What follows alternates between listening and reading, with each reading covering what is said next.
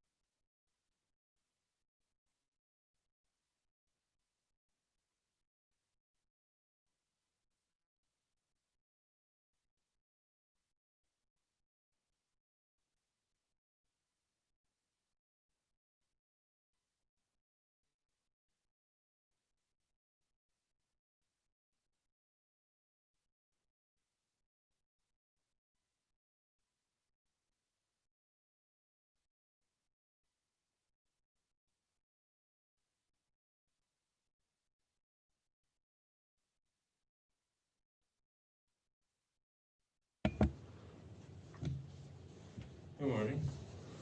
Good morning.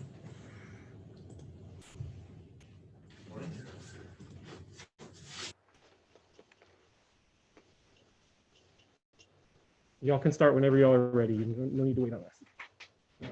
You want to hit the mute button? Yep, it's going. It's already going? Mm-hmm.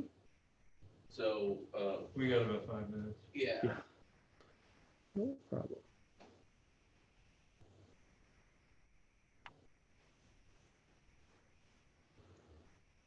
Did she say she already called in? She's just waiting for a call back. Is that right? Yeah. Okay. I understand. Do you have her phone number? It should be She'll bring it. on the affidavit, which Charlie should have. I think so.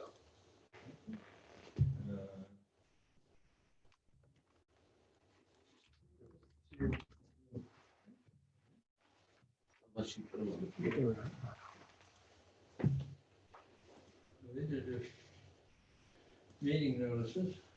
So this is Sherry Bonig or whatever? And I think that's the phone number. Okay. Is it the one that has a 53615? Oh, Oh. there you go. See, I told you she'd bring it back. She even did a smiley face for you. Oh, Val, thank you. So she gave us two numbers. Barbara said she didn't say a preference, but she gave us on the first line is her work number, second line is cell number.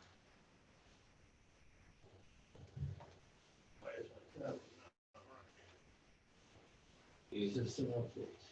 Everybody have the tablet up and going? System updates. So you can get both of those. Got it? And Val, Val, and I'm sorry, Oh, is there any way, just because I can't, and I get it, I can blow it, is there any way I can get a copy of this form so that I can see what it is? Yeah, we do have a copy in here, but also if you print it that way, it'll help a lot on being able to see. Is this gonna be case 237? It's case, yes, 237. That's here. I got it here. Oh, Just check them over there. Oh, not even just this one, just a blank one, so that I can Oh. at least read what these are saying. okay, sure. And I have a, yeah. Because my other- eyesight is just crazy. The other place is it says here, and I'll just let y'all know. So whenever they do a Right protest, there. the reasons are on this active cases, and then anything they wrote as a comment is also on this active case listing. So that's All right, right, so If they then, protest online, okay, then that's, so see that, okay, see that? oh, I do see that. That would have been a clerical error on the entry. That we didn't have both. So is there any way I can get a blank of this form so I can just read it? Yes, yes, I'll get it. Did you hand me the folder? for this Yes, one? sir. And Cindy pointed out that we only have the first thing checked as a reason for a protest, but on the protest form, it actually shows It two has two. checkboxes. I have a question before you start. Mhm. Usually the protest form is up here, it's one of the items. That's where they get evidence and. There, yeah, it usually Protest is. I form. was thinking that was an online, but apparently it's not. I guess. Although, where are you seeing that protest form? Maybe you're in a different thing, because I was Is this thinking the that was wrong an person? online appeal. Is it, no, 2938. So That's here's, the affidavit of evidence. That's not the protest form. They protested online. Okay, so here's what's happening. When she sent in the affidavit of evidence, she checked another box, but when she protested online, she only protested the first thing. So what do we go by, The affidavit. of evidence? That's what we, yeah, the affidavit, we're gonna be very clear that these are the boxes. She checked. checked 2 boxes on it, so we're going by that.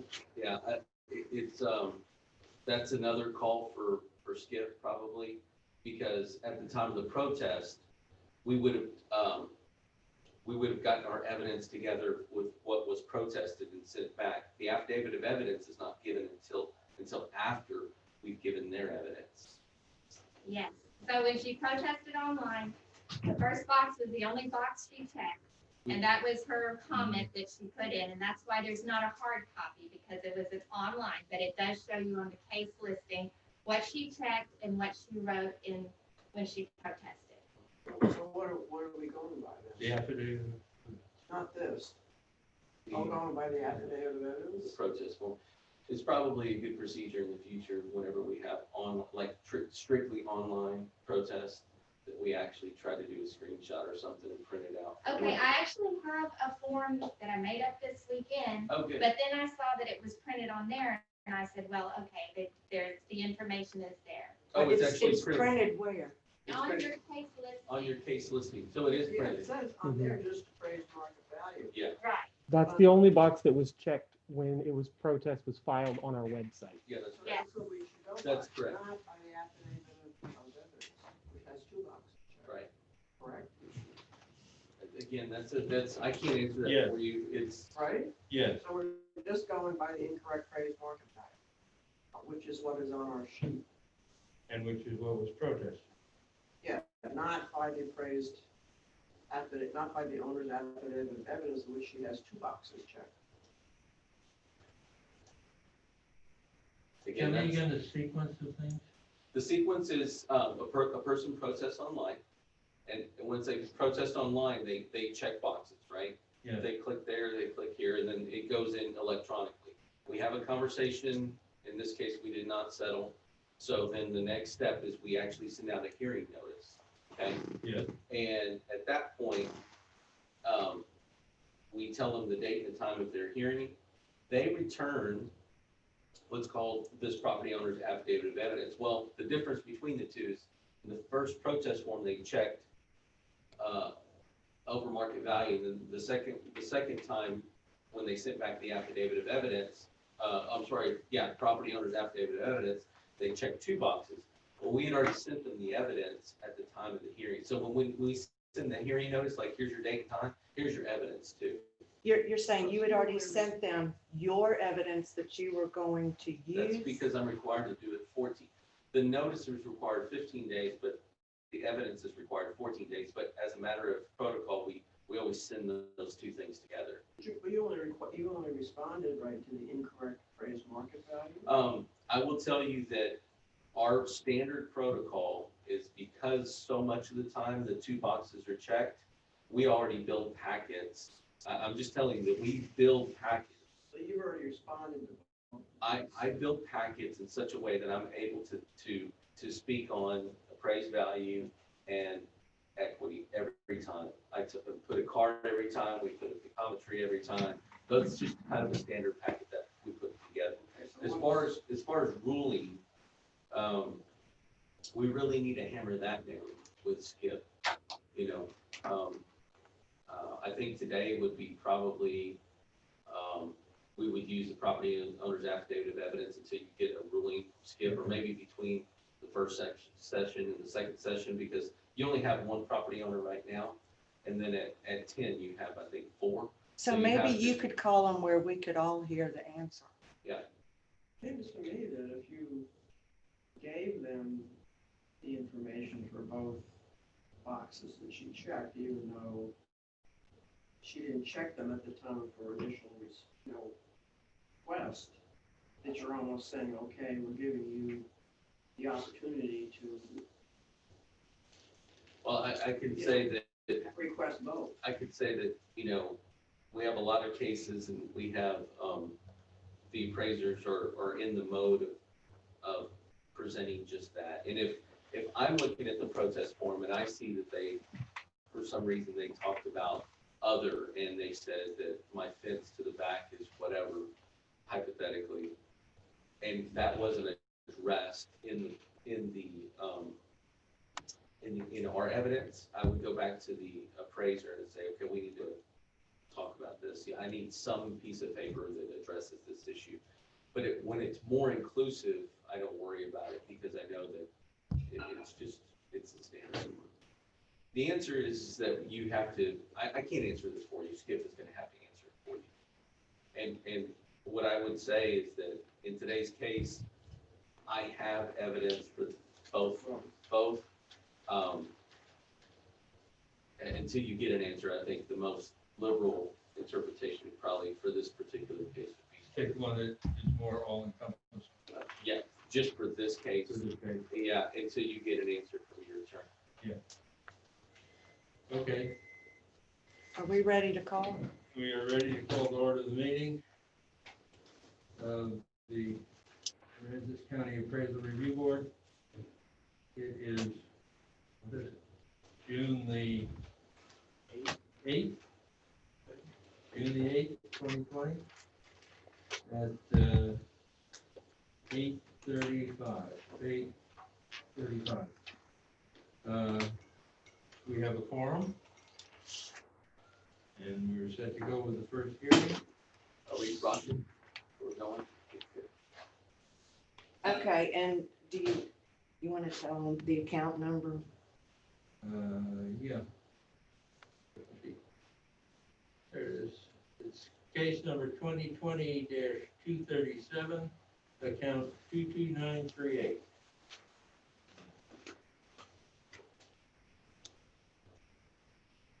I don't know, guys, what do y'all, call her, it is work and then sell, but me personally, if I gave you both numbers, I'd rather you call me on my cell first. Yeah. But I don't know, I'm thinking, Yeah, call her. I would call on the cell first. Go ahead. Okay.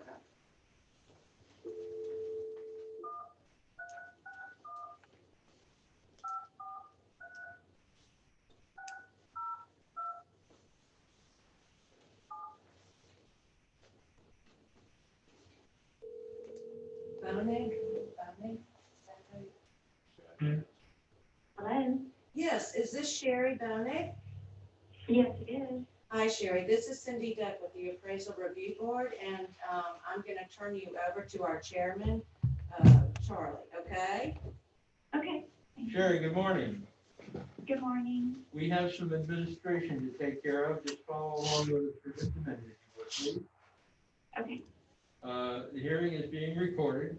We are the Appraisal Review Board that will be hearing your protest today. Seated at the table are myself, Charlie Powers, Cindy Duck, Kathy Hoffman, and Robert Dayton. Also at the table is Mike Soto, representing the district. We are appointed to perform an independent review of your protest. The Comptroller's Office provides an electronic survey for you to offer feedback about your experience today that may be accessed at the Appraisal District Office or online at surveymonkey.com/r/surveyarb. Survey is voluntary, but we do encourage you to take it We like the feedback, whether it's good or bad. In accordance with Texas, you have the right to appeal our decision. Appeal information will be provided to you with our determination. In accordance with Tax Code Section 41.45H, all written material that has not been provided must be provided at this time. I'm assuming that since we have your affidavit in hand, that we have all of your evidence here. Is that correct? Yes, sir. I didn't send a copy of the doc. I didn't do that. I wasn't down there in time. Or that we don't have a screened in port. So those are two pictures I did not send in. Okay. All right, let's carry on. They cannot be used as evidence unless you can send them to Val. Can you send them now? No, sir. I'm not down in Rockport. Okay, then those two items cannot be used as evidence since they were not provided ahead of time, okay? Okay. The ARB members who are considering your protest have not communicated with anybody about the protest and are signing an affidavit to that effect. I, Charles Powers, do solemnly swear that I have not communicated with another person in violation of Tax Code Section 41.466. I, Robert Dayton, do solemnly swear that I have not communicated with another person in violation of Tax Code Section 41.66F, and I am signing an affidavit to that effect. I, Kathy Hoffman, do solemnly swear that I have not communicated with another person in violation of Tax Code Section 41.66F, and I am signing an affidavit in that respect. I, Cindy Duck, do solemnly swear that I have not communicated with another person in violation of Tax Code Section 41.66F, and I am signing to that effect. All testimony from all witnesses must be given under oath. I'm assuming that since we have your signed affidavit, you are under oath for this meeting. Do you understand that? Okay, very good. Mike? And my name is Michael Soto. I do solemnly swear affirm the testimony I shall present to the appraisal review board for the Aransas County Appraisal District is true and correct. Ma'am, do you have the time, the procedures page that has the times on it? It's the back page of page 2 that I believe was sent to you. I have a lot of paperwork here.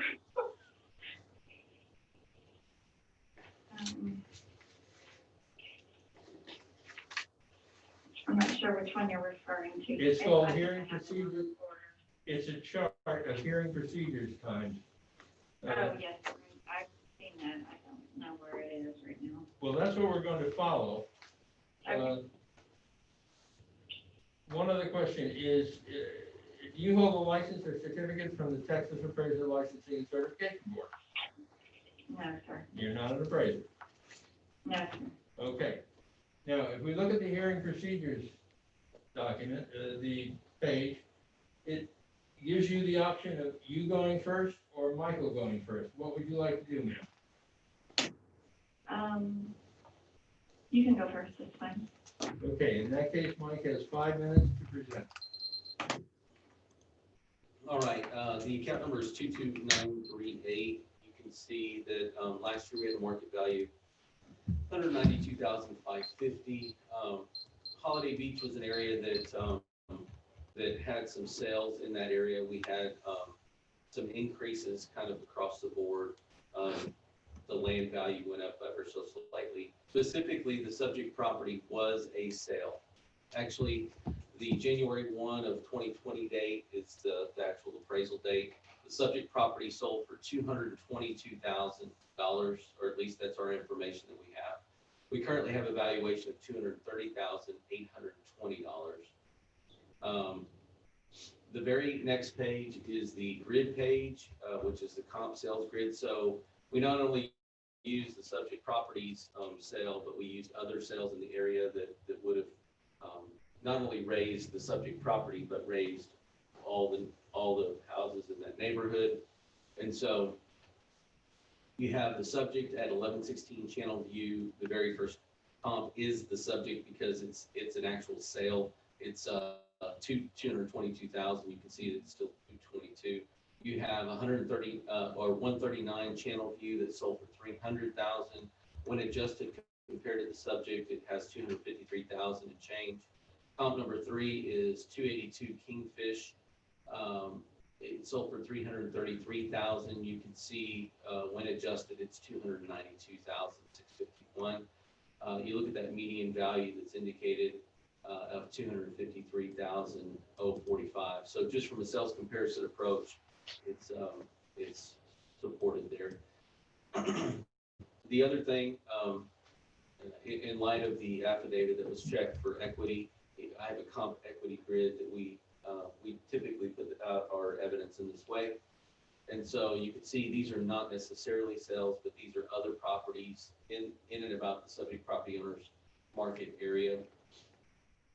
You can see the adjustments. So you have 133 channel view, 62 channel view, 283 Kingfish, and there's adjustments there according to what they have. So if something's bigger or something smaller, if it has a porch or doesn't have a porch, those things are adjusted accordingly.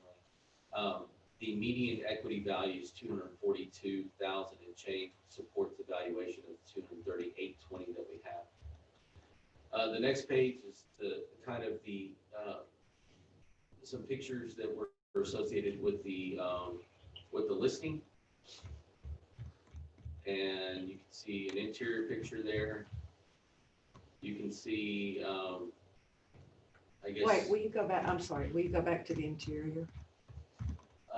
Okay, that's from when it was listed. Yes, ma'am. And it sold when? In February of this year. So you can see that the outside is, what does it say? Adorable, fully furnished home. Let's see, balcony, essentially see, would make a great gym. It just looks cleaned up after the storm. I don't know if that's new hardy, but the windows look fairly new and the roof probably looks new there. The inside is not excellent, but we have an average home. I think we have a 4 FB on the subject property. Yes, we do. We have 4 FB plus. Having said that, the next stuff that we have is a sales ratio report in Holiday Beach, specifically Holiday Beach wet. So these are properties that would have been sales in this last cycle that have a waterfront attribute, and you can look at the ratio at the bottom right-hand corner at the end, and we're at a weighted mean of 98.75 and average mean of 1.00, which means that our sales ratios are right at 100% there. And that's my evidence. Okay, ma'am, you now have 2 minutes to cross-examine. Okay, those pictures that you have from realtor.com, Stephen did not list that house online. So these are much older pictures. I mean, the house still looks basically the same. I mean, the exterior is a little different, but there is no screened-in porch. And I know he didn't list it because he put for sale by owner, and we bought it the day he put it up. So some of the comps are much newer homes, and this one was built in 1985. Some of the comps I looked at that y'all had were 2004.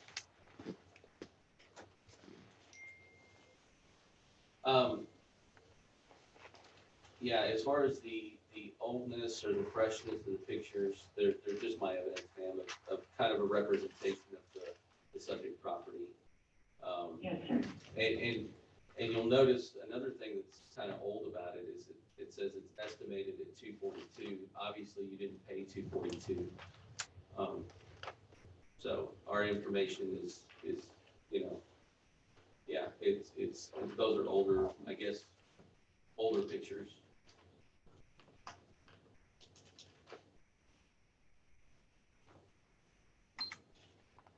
All right, so ma'am, now you have 5 minutes to present your case. Okay. I'm looking at page 101. It's a property appraisal information remark. It says we have a new dock and new roof and new siding. The dock, it says as of 3/26/20, our neighbors actually put in a new dock. We do not have a new dock. It needs to be replaced.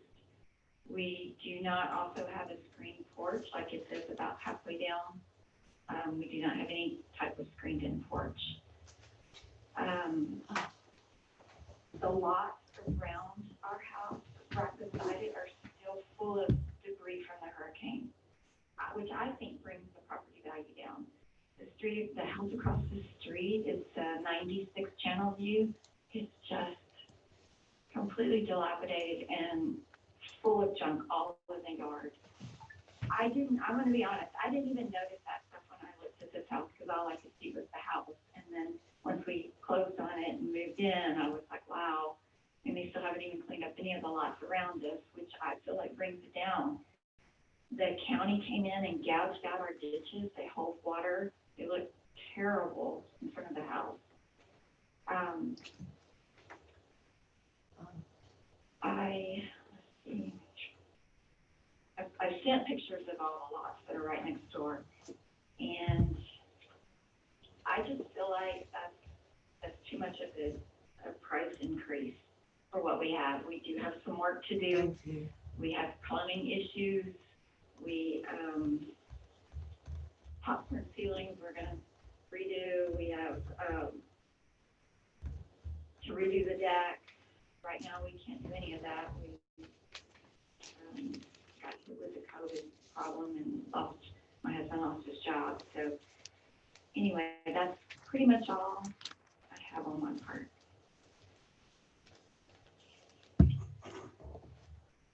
Okay. So now the district gets 2 minutes to cross-examine you. Okay. For the record, our information was a consideration of a percentage of last list. Did you pay less than what we currently have appraised at 230? Yes, we did. Did you pay less than the 222 that we have listed? Yes, we did. Would you like to tell us what you paid so that we can actually have some information? It's closer to the 190. Okay, would you like to tell us what you paid? It was like 197. So testifying under oath that the subject property sold for 197? Yes, sir.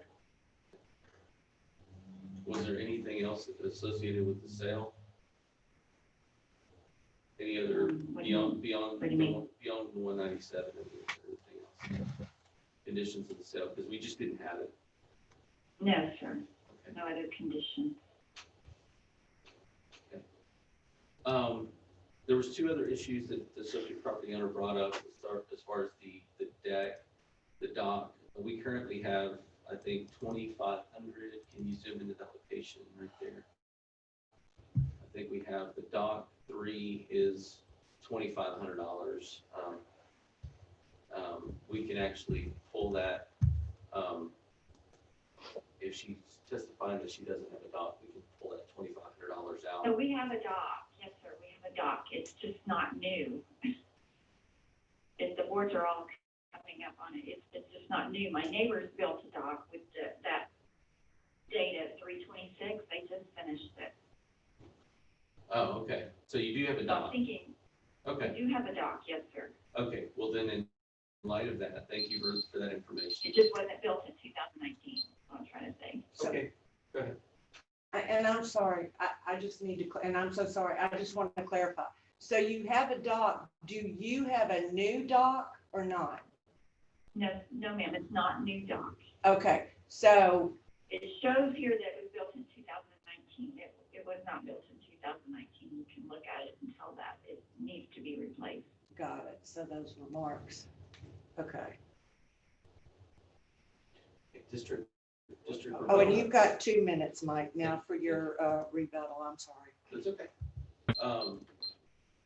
In light of the information that she's given, we can definitely consider, rather than just a complete removal of all that value, just some kind of depreciated value, just, give it at a percentage, something like 25% of that value that's left. The other thing is that you said you have no screen porch, but you have covered porches. Is that correct, ma'am? Yes, sir, they have a roof over Okay. the top one, but there's no screened-in porch. We can definitely change that from what's called a PS to PC, which is a covered porch.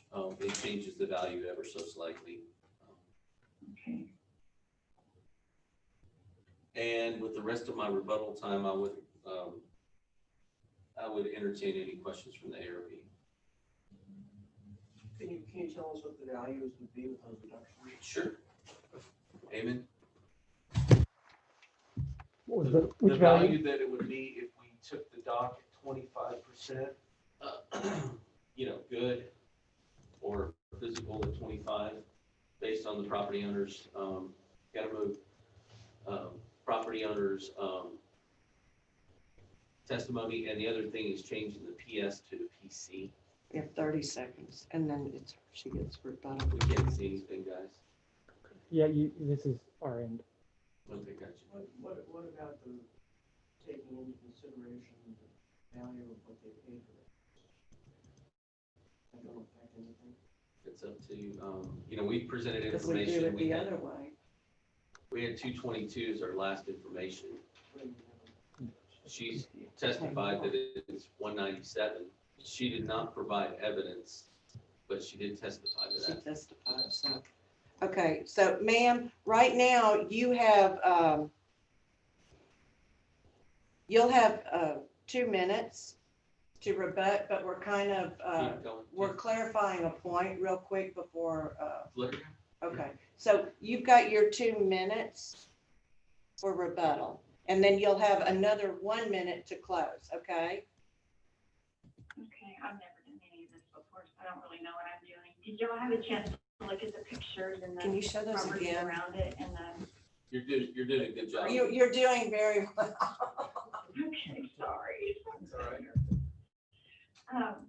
I just feel like it's not in the nicer part of maybe one day it will be, but right now it's got cleanup work to do. Can you flip So that's those so why we I feel like it shouldn't be raised $38,000 from the previous amount. So that's really all I have. I'm sorry. I think the first question that they had was, what would the value be if those changes were made to the, if you could pull that over. It's 226,740. I'm sorry, say that again?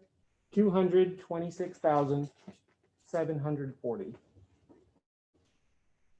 Okay, so ma'am, that number that you just heard, that's taking the $230,820 and it's subtracting out the, if we put the dock at 25% instead of 100, okay?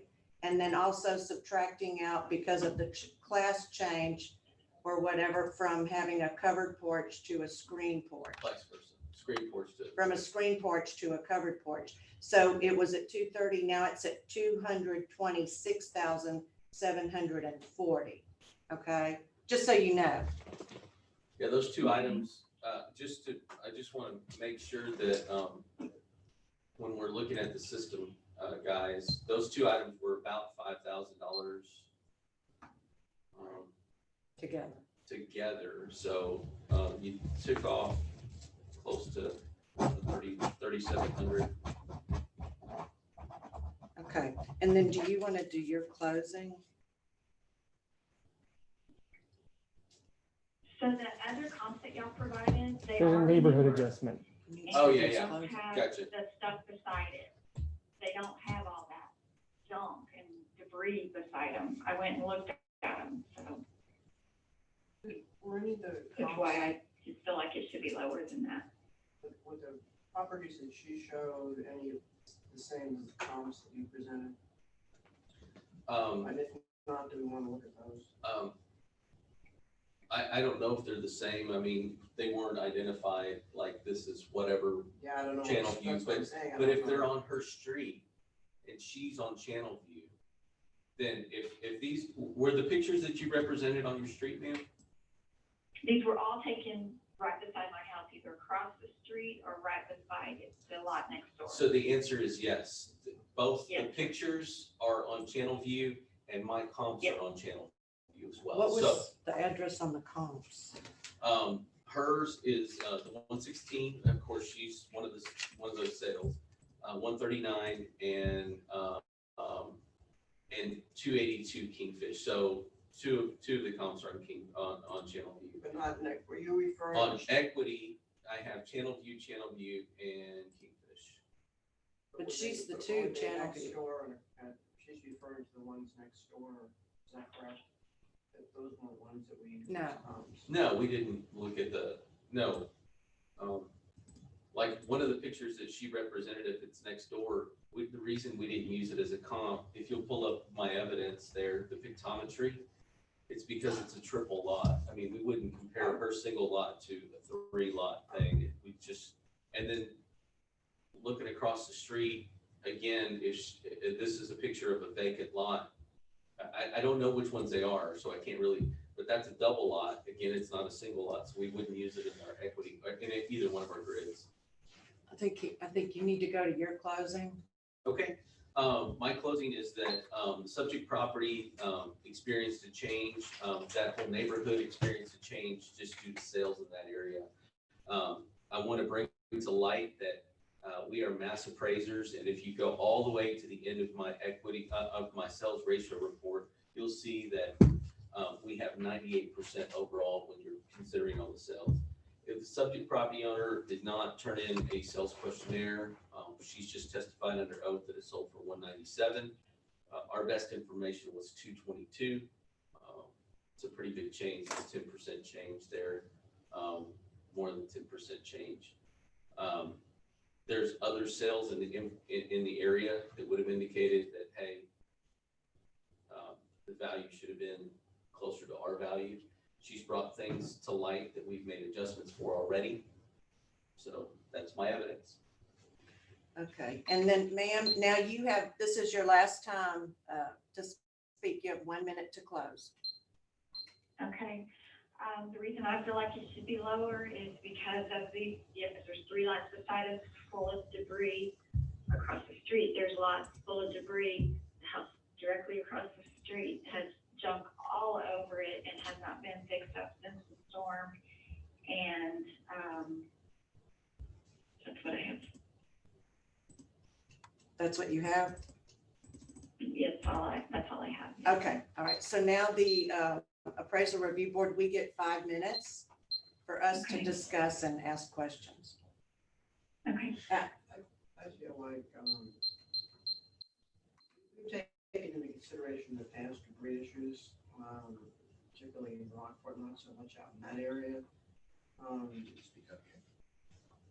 Because of the area, a lot of debris around her, I would be willing to reduce the value of the property to 220, considering the screen porch and the value of the dock. I'm willing to take a little bit more value.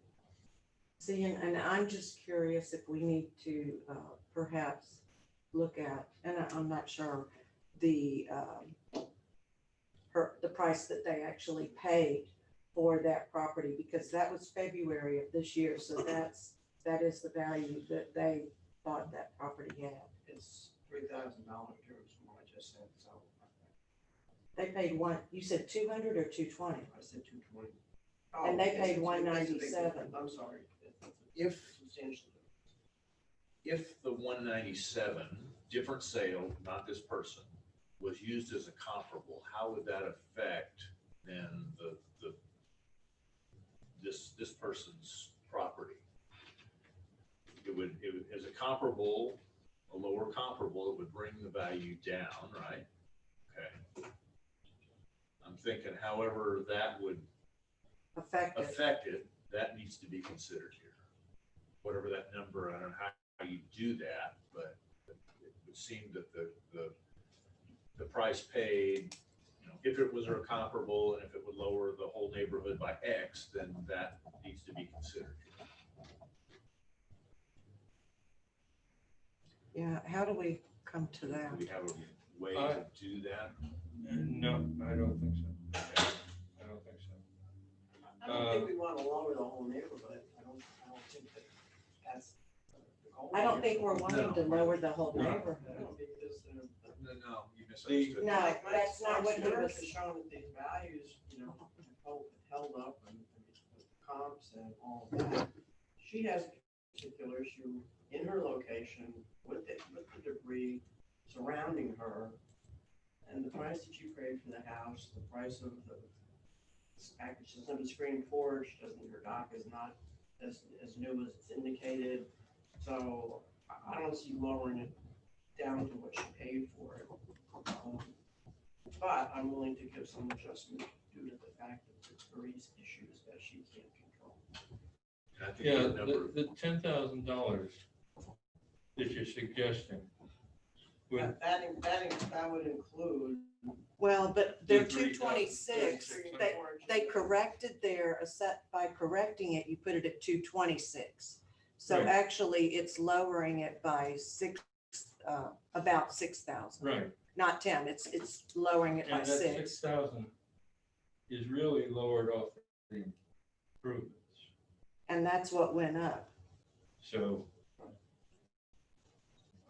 That's just a suggestion. I'm just throwing. I'm that good out with there. 220. I'm good with 222. Also, I think that's a reasonable number. Okay? Can I have a motion? I'm gonna make a motion. Yes, ma'am.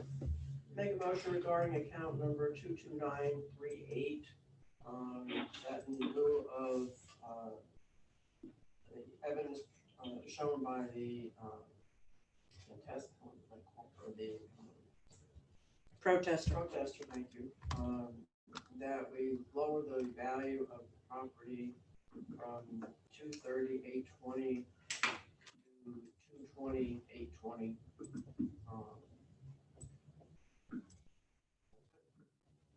Second, I'll second that. in favor? Aye. Aye. Now, we do need to say something about equity.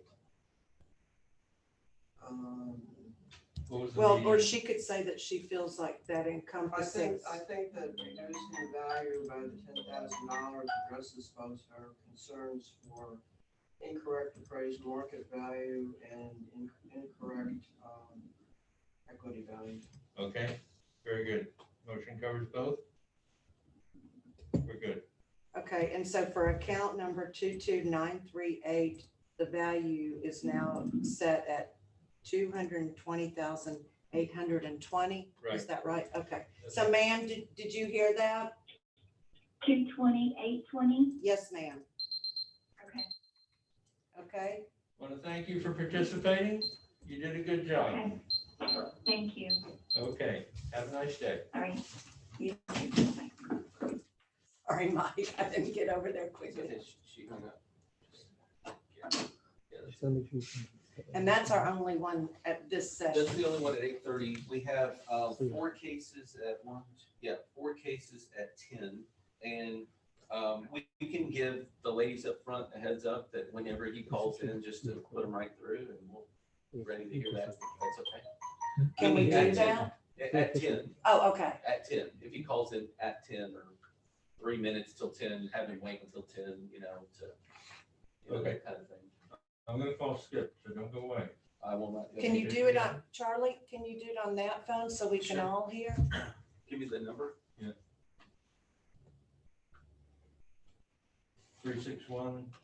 361-883-1500. You have to punch speaker, 1500. telling you how to use your own office phone. Should this be recorded or not? Does it Yeah. matter? You just tell them that he's being recorded. Quite a long did that help you? Yeah, this is Charlie Harris calling. Is Skip available for a phone call? Yes, it was. Thank you. I think I would just make it clear that what's going on. Yeah. If he wants you to talk to him outside, then he'll make that clear to you. Yeah, he was here. I'm not, cause do you record your, Morning, Charlie. Good morning, Skip. Hey, you're on a conference call in the hearing room at the Aransas County Appraisal District. We're on I a. am in trouble. you are, Skip. We're on a break between hearings and we need a clarification of something. Okay. Remember the discussion we had over the weekend or about the protest form and the check boxes? Yes. Well, it turns out there are two things to be considered here. The notice of protest comes from the protester to the appraisal district with boxes checked. The appraisal district sends out a hearing notice. The protester then sends back an affidavit of evidence. And it also has check boxes on it. And there are situations where the two sets of check boxes don't match. So the question is, when we produce motions at the end of the hearing, do we move on the list as indicated by the protester on the protest form? Or do we move on the affidavit of evidence form? And the specific situation we had to deal with was the first box, if you remember the form, the first box for consistency with market value was checked when the protest form was sent in. When the affidavit of evidence was sent in, both that and the equity box were checked.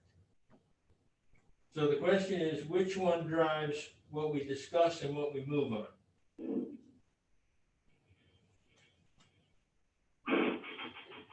And Skip, this is Mike Soto here. Just a little, just a little tidbit. You'll understand, you'll remember the code that requires that I give 15 days notice prior to the hearing. And then there's a 14-day for the evidence as well. But as a matter of in-house protocol, we send those two pieces out at the same time. So the issue that could come up is like one box is checked for the protest form.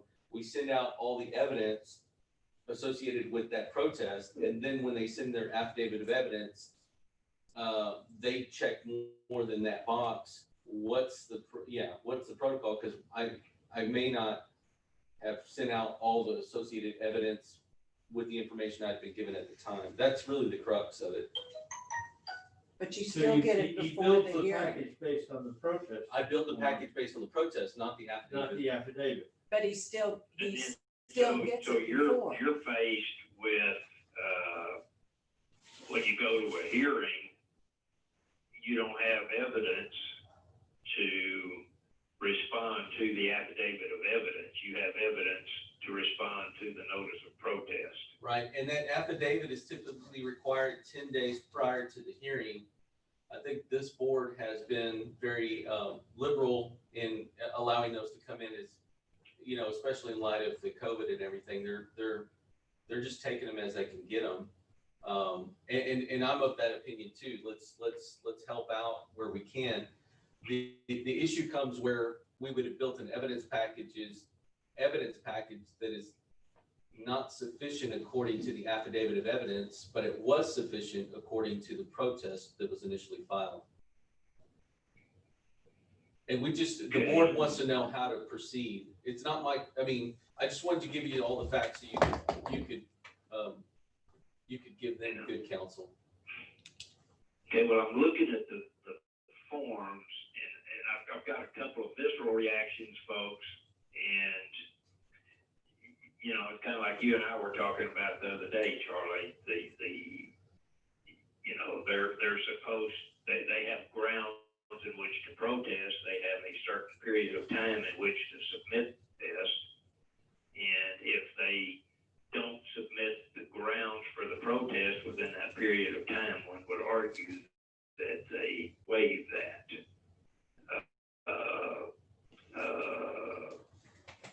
And I'm looking, I just happened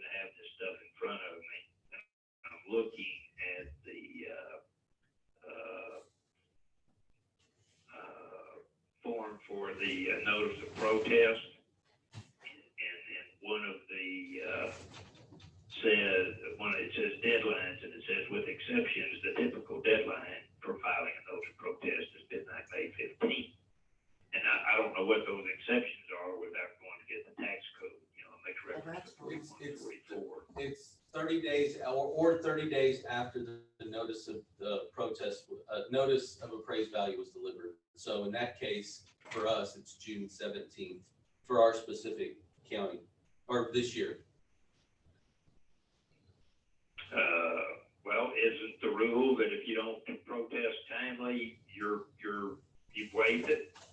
Yeah, the issue is not the protesting timely. So they property owners would have protested timely already. The issue is the difference in the sections that the property owners indicated that are under protest. At the time of the protest, which is earlier than the time of the affidavit of evidence, it's always that way. It always ends up being that way. I say always, 99% of the times ends up being that way. You will have a property owner that protests whatever boxes that they want to protest. At that point, we typically try to reach out here locally at the appraisal district and try to work that out. If that's unsuccessful, then very next step is to set a hearing date. And the items that were protested are the items that we built the packet for, our evidence. And we send that out with the date, the hearing notice, and the date and the time and everything. We send all our evidence. The issue becomes at some point, they say, I want to do it by affidavit of evidence because we're having telephone and Zoom conference meetings at this point. What if those boxes are different than what they initially checked? What is, what you should counsel the ARB on what they should rule on. My crux is that I would have not been notified only, I guess, the 10-day window. And then I would have to gather new evidence. And would they have to waive the 14-day, because there's a 14-day waiver of evidence that they can just waive that time period that the citizen can, the protester can. So I understand the concern, and I have to go look at the tax code to see what it says. But let me give you an analogy to just plain old litigation. You file a lawsuit against somebody, you got to tell them what the lawsuit's about, and you have a trial comes up, and you're not entitled to go beyond what you've said the problem is, nor is the defendant entitled to defend beyond what they say their defenses are. So if you analogize that to your situation, you've got a taxpayer who says, I want to protest for reason A. So you set a hearing based on reason A, and at the hearing, the protester shows up with their affidavit or short, that deals with issues B, C, D, and E. So wouldn't that taxpayer have waived their claims to attack the appraised value because for B, C, D, and E, because they didn't assert it timely in their notice of protest? I think I understand. Now, I do here, okay, so Skip, and I totally follow your line of reasoning, okay? And I agree with all that. My only question then that I just am personally not quite putting together is, if I want to have a hearing with the appraisal district to talk about my appraised value, I can walk into the ARB, not right now because the office is closed because of COVID.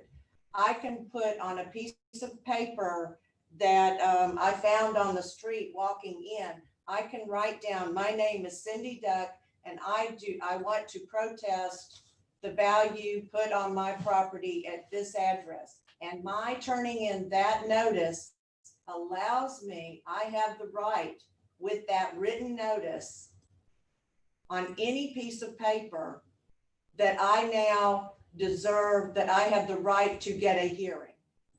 So I But didn't. don't you have to tell them the basis of your protest? Yes, you do. If you look at, those 2 pages we were dealing with prior to the exhibit of the forms, it says that you have to, even, no matter what form it takes, you have to tell what your grievance is.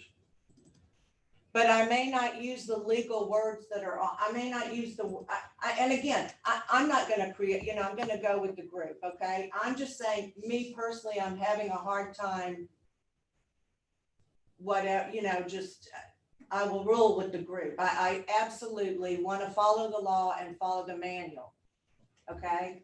For a fact, and I will do so, and I have done so. But I just remember in our meetings that the guy really pressed that, you can understand if somebody wants to walk in and just write on a piece of paper, that gives them the right. Right, and that's not the issue we're talking about here. Because that simply says that whoever receives that piece of paper has to get clarity on what is being protested. The, what Cindy has indicated, if I write on the back of this paper, account number, I protest, and I sign it, and I drop it at the front door, that's a protest. But not according to the manual. According to the manual, it must state what your grievance is also. Right. The account number, the name, and what your grievance is. The way I understand it is my attorney has said that is a protest. Now, what we do at that point is we attempt to contact that person and say, okay, what are we talking about? Appraised value. But if they actually did a protest form and they actually check boxes, then we don't have to ask that. We know Right. what their grievance Right. is. And so this is what you brought up is kind of a different issue. The issue at hand is like, this is what I protested, and just like Skip indicated, I protested box A, but when I come to the meeting, I talk about B, C, D, and E.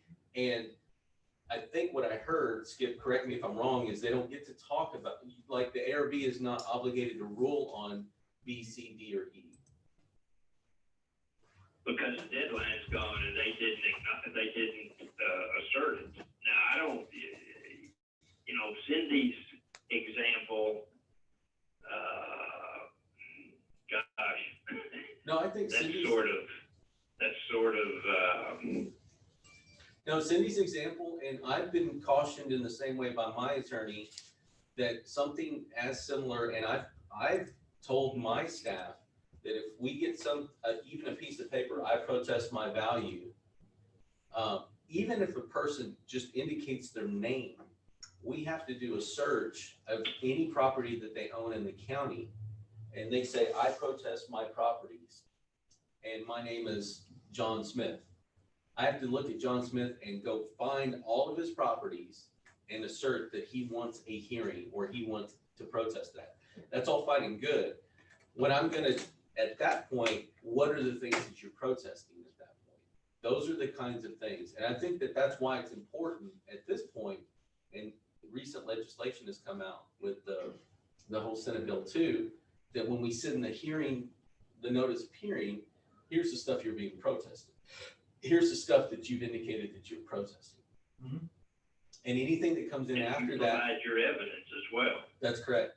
And when an affidavit comes in after the fact, just like in this scenario where we have an A that's protested, and then you get B, C, D, and E on the affidavit. I don't know, Skip, I can't advise the ARB. That's the reason that they called you, so. Well, and then I think we need to change what the wording on our form, the owner's affidavit of evidence, because it clearly says to preserve your right to present each reason for your protest to the ARB according to law, be sure to select all boxes that apply. Failure to select the box that corresponds to each reason for your protest may result in your inability to protest an issue you want to pursue. So now you've given me this, okay? I checked the boxes because it told me, Why are make sure you But Cindy, check you're them. asking me as if you need to ask. That's what I'm telling you- Skip, I no, mean, yeah, but you were talking to me, so you need to That's on the present that. affidavit form? That's Yes. a property evidence, that's on our and that's a comptroller form. affidavit of evidence That's why we're form. asking for clarification. If Skip, if you wanna look into it, and, you know. Because, I mean, then we need to change this I wording. don't, that's a comptroller form, Cindy, I'm not changing that. You can't change it. Oh, okay. Well, I'm sorry, I didn't know that because some forms we have done stuff.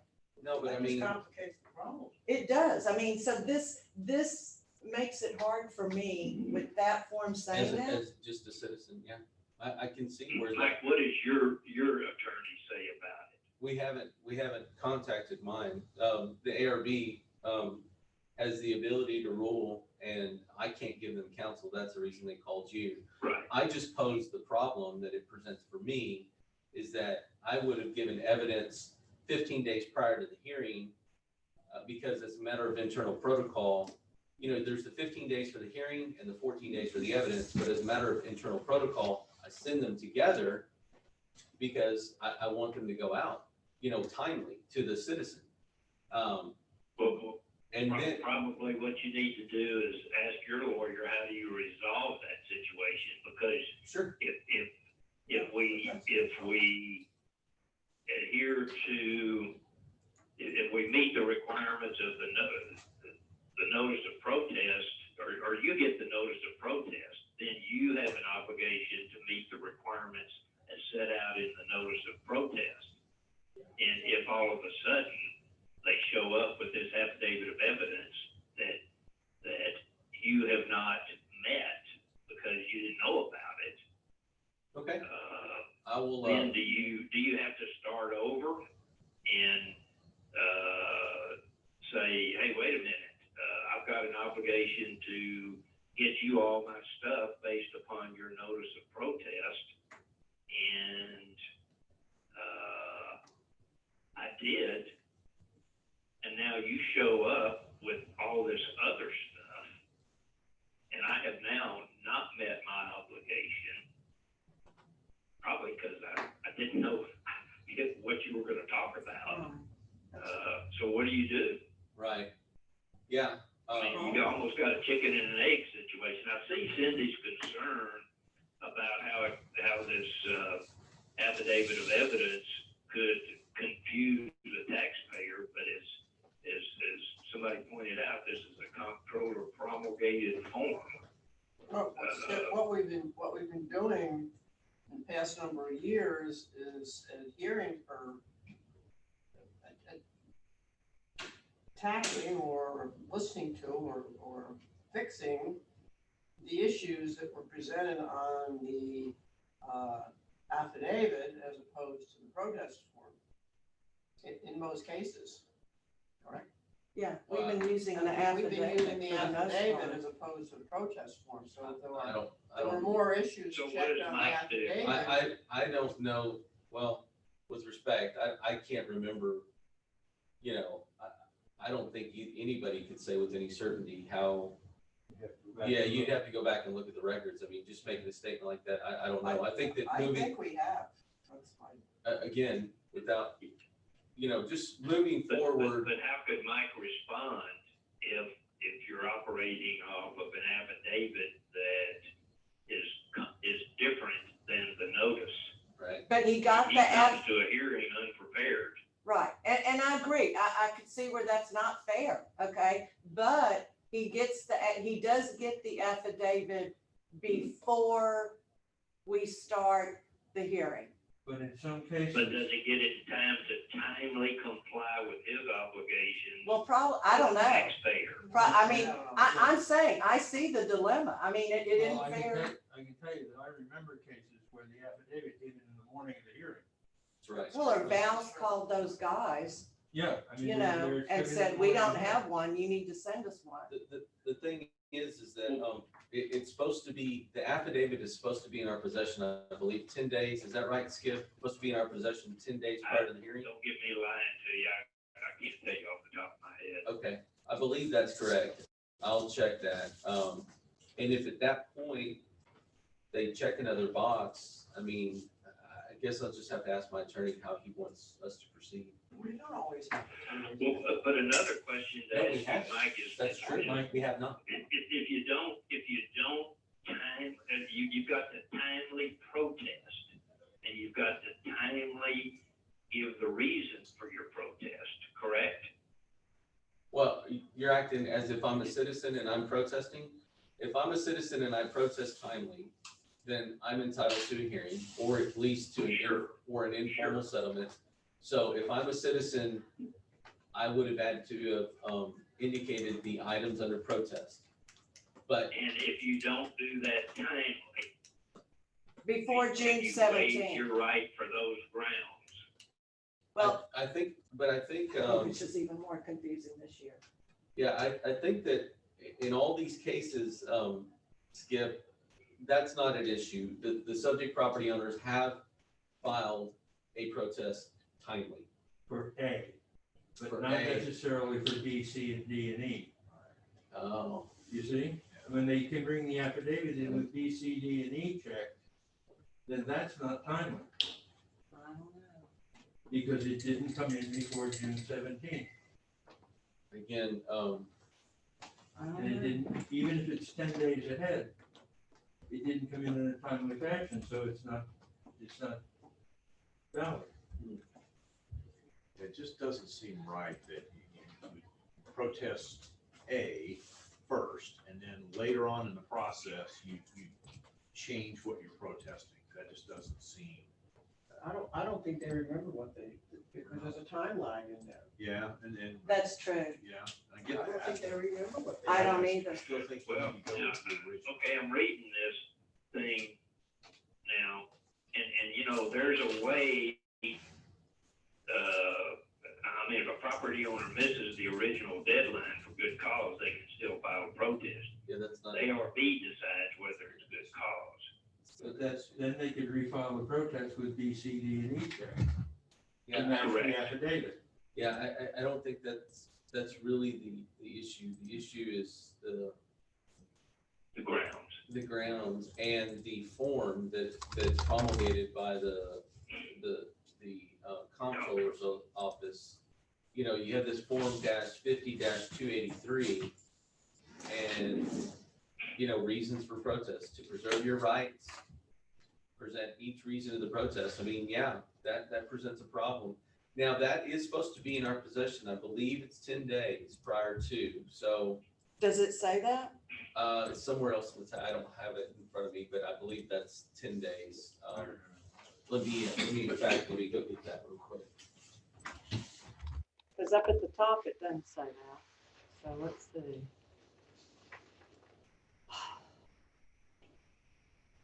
We thought this was an easy one, Skip. Yeah. Good morning. Well, okay, all right, here's, I'm looking on page 24 of your manual. Notice of protest. And it says, the property owner's written notice of protest may take any form, to your point, Cindy, but must be in writing and show at least the following three elements. One of which is an indication of the owner's dissatisfaction of some determination by the appraisal district. Right, but it doesn't say you are held to only argue. It says it just must state a reason for dissatisfaction, so we know yes or no, you get a hearing. Yeah, you know, I guess we could go do a bunch of case law research and find out if there's cases on this. Hey, and Skip, Yes, I just read, and I'm sorry, okay, on page 2, you've got the property owner's affidavit of evidence. you broke up on me. Do I you, got what? do you have that property owner's affidavit of evidence? Yes. Okay, on page 2, down at the bottom. Did you hear me? Okay, All right, yes.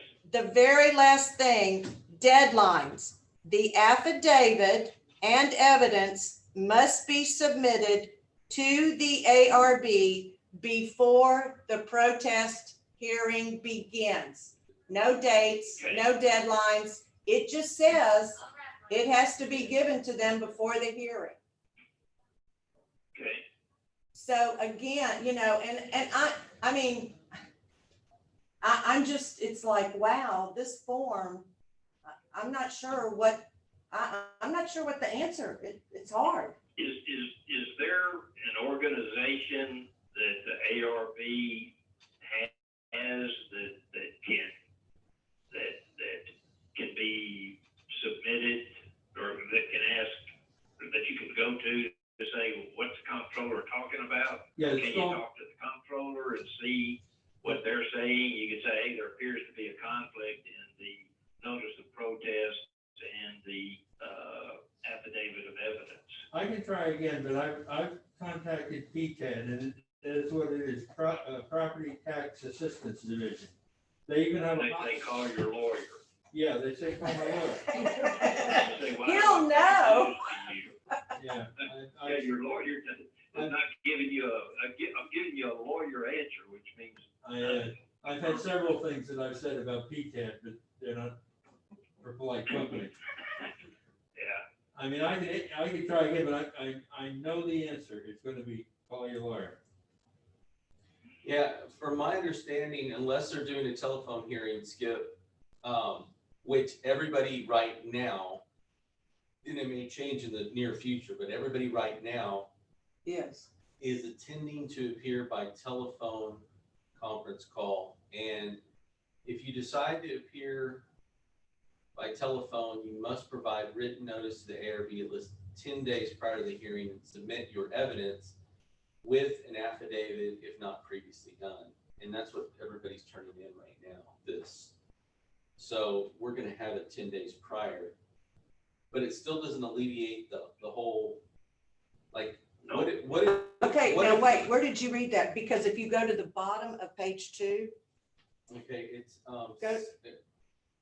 the answer to the question is section 6. That's where I read that. The other point that I wanted to make was that it still doesn't alleviate the idea that a person can, property owners affidavit evidence, I believe they could just turn this in right before the hearing. That's what here, see, even these 2 comments, they don't agree with each other, because at the bottom on page 2, deadlines, it says affidavit and evidence must be submitted to the, and this says deadlines, okay, must be submitted before the protest hearing begins. So it's like, that's not 10 days. No. And we've sat here and gotten the things we waited, so they could fax it over, so we could do the hearing. Hey, property owners, this is 4145 Bravo in the Texas Tax Code. A property owner initiating a protest is entitled to appear to offer evidence or argument. A property owner may offer evidence or argument by affidavit without personally appearing, and may appear by telephone conference call to offer argument. A property owner who appears by telephone conference call must offer any evidence by affidavit. A property owner must submit an affidavit described in this section to the board hearing the protest before the board begins the hearing on the protest. On receipt of an affidavit, the board shall notify the chief appraiser, and the chief appraiser may inspect the affidavit and is entitled to a copy on request. Subsection B1, an appraisal review board shall conduct a hearing on a protest by telephone conference call if the property owner notifies the board, number 1, the property owner notifies the board that the property owner intends to appear by telephone conference call in the owner's notice of protest or by written notice filed with the board not later than the 10th day before the date of the hearing. Number 2, the board proposes that hearing may be conducted by telephone call, and the property owner agrees to the hearing being conducted in that manner. B2, if a property owner elects to have a hearing protest conducted by telephone call, the appraisal review board shall, number 1, provide a telephone number for the property owner to call to participate in the hearing, and number 2, hold the hearing at a location equipped with the telephone equipment that allows each board member and other parties to protest who are present at the hearing to hear the property owner and offer argument. B3, a property owner is responsible for providing access to, the property owner is responsible for providing access to a hearing on a protest conducted by telephone conference call to another person that owner invites to participate in the hearing. And C, the chief appraiser shall appear at each protest hearing before the, that's another subsection. So it just says before. They conflict with each other. Yeah, we'll have to get some. That was what, tell me what Skip, that code do you was? mind, you've spoken to my counsel, Jim Evans, before, correct? Yes. Do you mind giving him a call in regard to this and trying to get a consensus of how, obviously Jim's going to counsel me and you're going to counsel the ARB on how to proceed. We both want to endeavor to follow the law, with the best interpretation of the law.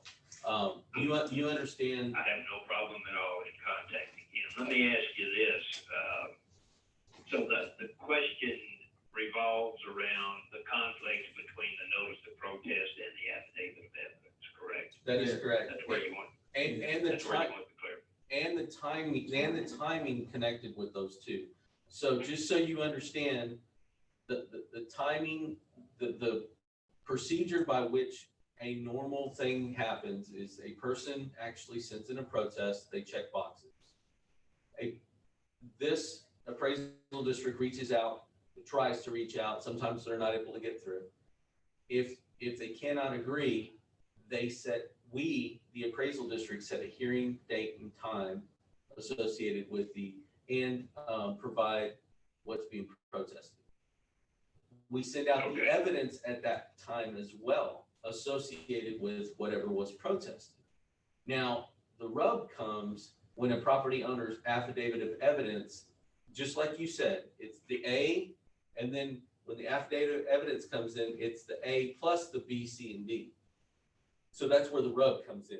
What are the obligations? If they show up and talk about B, C, D, and E, not only do you not have evidence, you're not prepared for B, C, D, and E. Right, and I think that they're required, there's somewhere else in the tax code that the citizen is required to give us the evidence not later than, I want to say it's 14 days as well. Well, that said 10, Well, this is the affidavit. but what you just read in the book said 10 too. No, it's 10 is the notification that they want to do it by telephone. I'll read it again. Okay, no, I believe you. The property owner notifies the board that the property owner intends to appear by telephone conference in the owner's notice of protest and written filed notice with the board not later than 10 days before the hearing. So it's just that they want to do telephone is what Right. the 10 days is. But the property owner is required to give the district the evidence as well that they want to present. Who tells them and when do they tell them? It's in the, We're not gonna listen to, we're not going to hear B, C, D, and E. No, they get this same form that we're looking at right now. That's what tells them. notice of protest of That's my hearing. whole point. The board shall deliver not later than the 15th day before the date of the hearing. But sometimes we don't get it until the day of the hearing. No. The appraisal review board before which the protest is scheduled shall deliver written notice to the property owner initiating the protest not later than 15 days before the date of the hearing. The notice must include the date and time and place of hearing, description of the subject matter of the hearing that is sufficient to identify the specific action being protested, such as the determination of appraised value. That's A, determination of appraised property owner's value. B, the denial of property owner in whole or part exemption. Or C, determination that the property owner's land does not qualify for appraisal as provided by subchapter C, D, E, and H of chapter 23. A statement that the owner is entitled to the postponement, 4145, unless the property owner waives the right of notice at the hearing. The board, this is subsection B, the board shall give the chief appraiser the notice of the date, time, place, and subject matter of each protest hearing. And C, if the protest relates to a taxable leasehold, the possessor, because that doesn't apply. That's not evidence. So that didn't, Okay, here's evidence.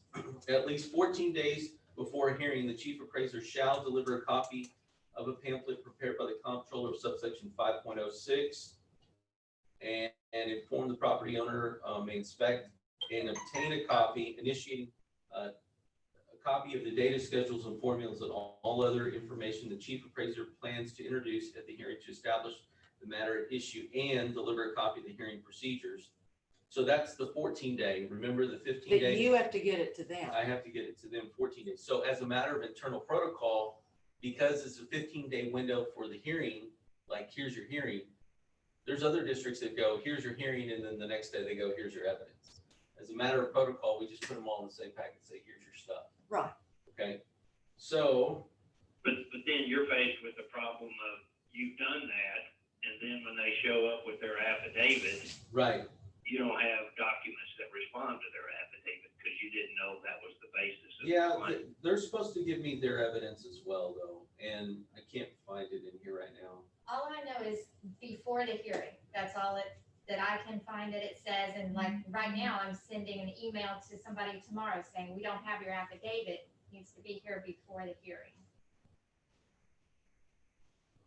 Just And before the and hearing, but so not the 10 question days. is, how can I meet the 14-day window. Mike meet the 14-day window if the person shows up with an affidavit of evidence that is contrary to what Mike's done to prepare for this and to comply with the rules? But that's what we've done the whole What time happens then? I've been on this board. I can't say with certainty that that's either has or hasn't been done. We just want to know moving forward. I think what's the proper protocol? What should we be doing? Right. Okay, got you covered. Okay. What's Jim's phone number? Do you know that, Mike? Yeah. I'm gonna have Charlie send that to you in a text. Okay. Yeah. Okay, that'll work. Okay. Sounds good. All right, I'll talk to him and I'll get back to y'all. Thank you so much. Thank you, Skip. Thank you. Thanks. Happy Monday, everybody. Happy Monday. It's been nice talking with you. My pleasure. Bye. Just send me Skip's and I'll forward it to Jim. But I don't think his number is a mobile phone. Oh. Okay, well then just give me, Let me just give you his number and you can call the secretary. no, it's okay. If I'm gonna send it to Jim. Oh, okay. I've got his mobile. Skips, Don't say that loud. but does it, I've got it too, so, He's gone. huh? He's gone. No, I said I've got his Oh. cell number too, but I'm not sure we should be giving it out, Right. is what I'm saying. That's what I said. That's why I said. Well, but you're, Just don't say it. Yeah, that's what I just don't want to say it right here. I don't think you should be.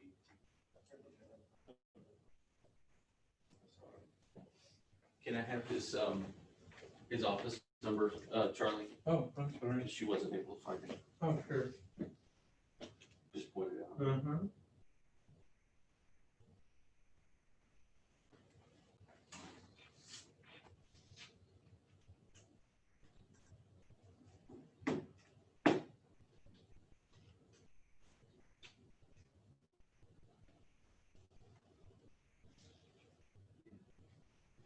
Okay. Yeah, thank you.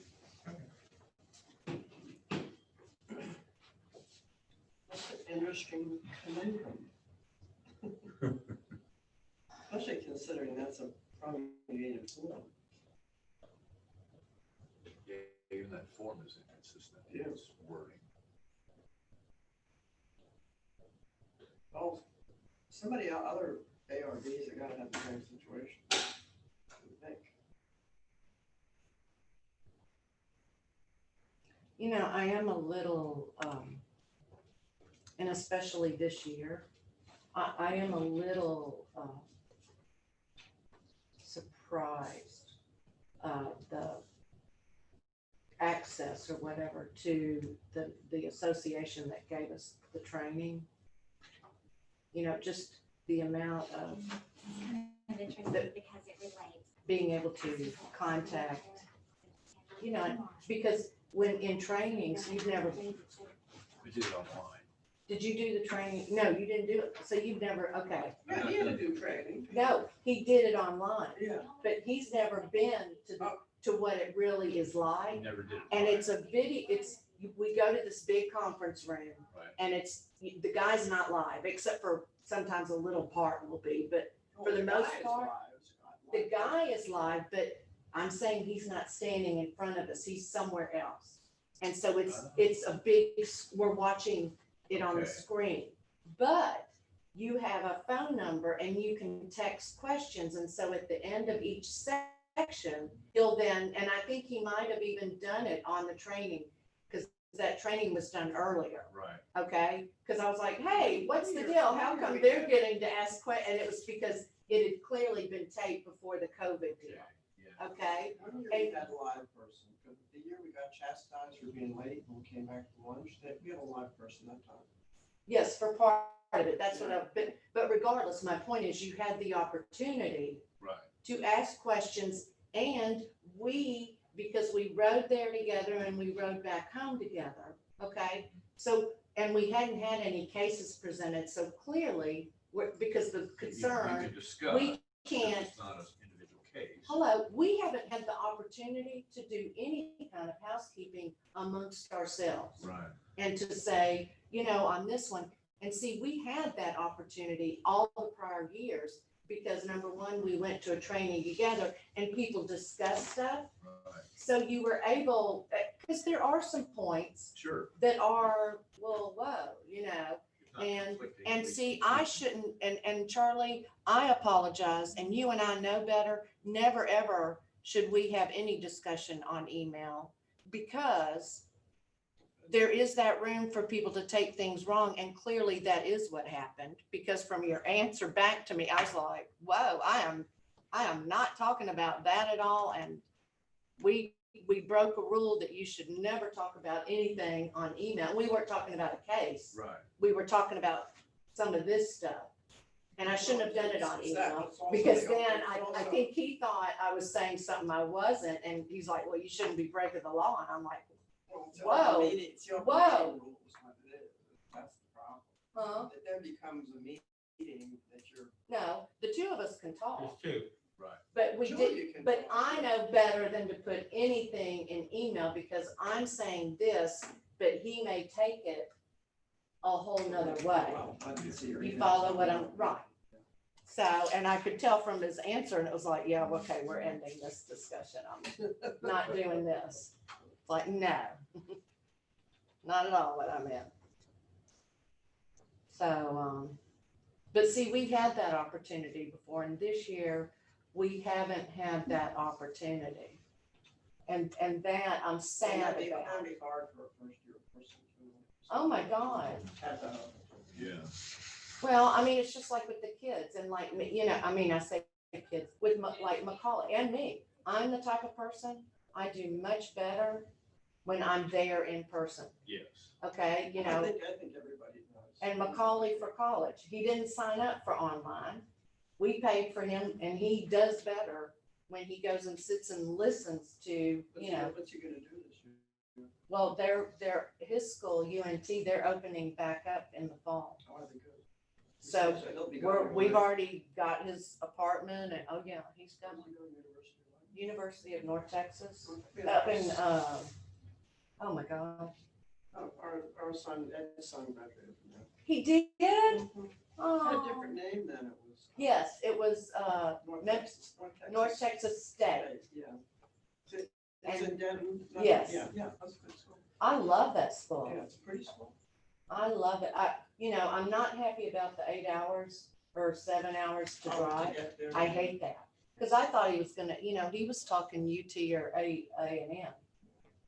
So I hate that. But when we went up and saw the Just campus, out I of was like, curiosity, okay, this is where it Do we is. have that And it's inconsistency on any of the four that we're doing at 10 o'clock? I don't know. So that started when, August? August. It's not gonna be on campus or, do they have dorms or not? They have dorms, but those are I'm for not the supposed to freshmen. so- I'll look. So then he'll be, He's not gonna be a freshman? so he'll be in an apartment, but it's there on campus and they're brand new, so I'm all excited. Was this his first year in college or second? Second, Where did he go?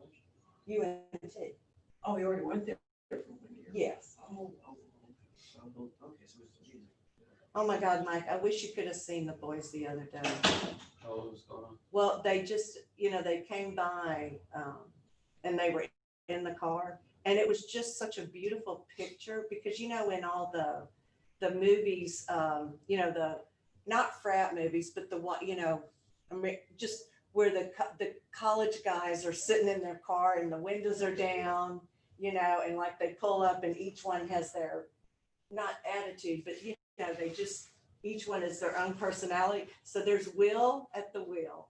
There's Ethan, okay, who's just this big old thing with these big eyes. And then Johnny's in the back and he's all, laid out, not laid out, but he's relaxed. And he's like, well, hello, Miss Cindy, and Ethan's sitting there with this big, because he's kind of shy. Yeah. And he's like sitting there.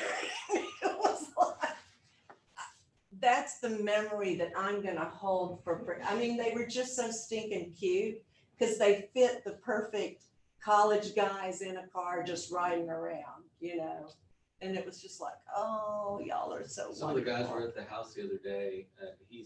Johnny's had a ton of friends over at the house. And I think they took some floats and they went around the canal and down the Canoe Lake and then came back, and they were caught by that. Macaulay was with them. Yes, they were caught in that storm Yeah. that came in like a week and a half ago. And Macaulay said, And he I goes, was like, I'm the dad, I'm the big boomer. it was black. Okay, I they was should going, have what are y'all seen doing? that. Get out of the, and I'm at the end of the thing, getting their floats in the back of my truck. I said, what are y'all doing? He goes, we're having fun.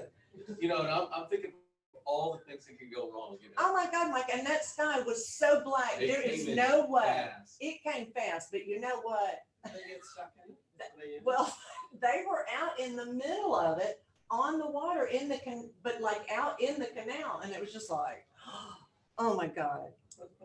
But you know what? We lived through all the stuff we did somehow. Sometimes I'm like, oh my God, how did we even I make know, it I through know. all Like, that? how did I survive the stuff I did? Yeah, I'm glad that we were able to survive what we did. That's what we did. Looking back, it's like, oh my God. My wife actually said that to me the other day. She said, because I was upset about something, and she goes, Mike, try to think back when you were 20. I'm like, okay. So just put it all Probably did worse things than you. put it all in perspective. And I'm like, yeah, thank you, Lord, for keeping me safe. Are the Rockford schools opening in September? Or haven't they made a decision yet? They're going to go, right now, what they're planning to do is go back on a shift deal, which it's, What does that make sense? what they'll do is like 7th grade will go Monday and Wednesday, and Tuesday and Thursday they'll do online. Then on Tuesday and Thursday, the 8th grade will go to the school, and Monday and Wednesday they'll do online. It's so screwed up. What about the elementary schools? Well, all of them, they're talking about doing that, and it's just like, What is the purpose of that?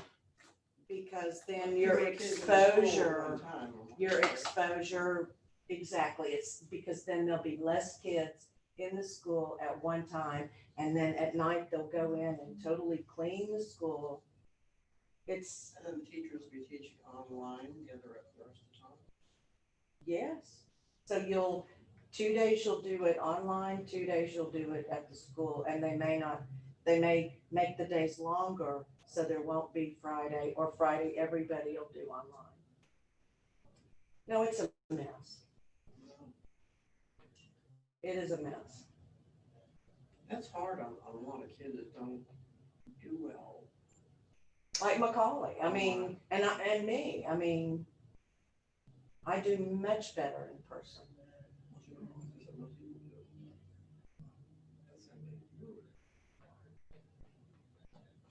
I know his daughter is a professor and, Where is she a professor? at community college. And,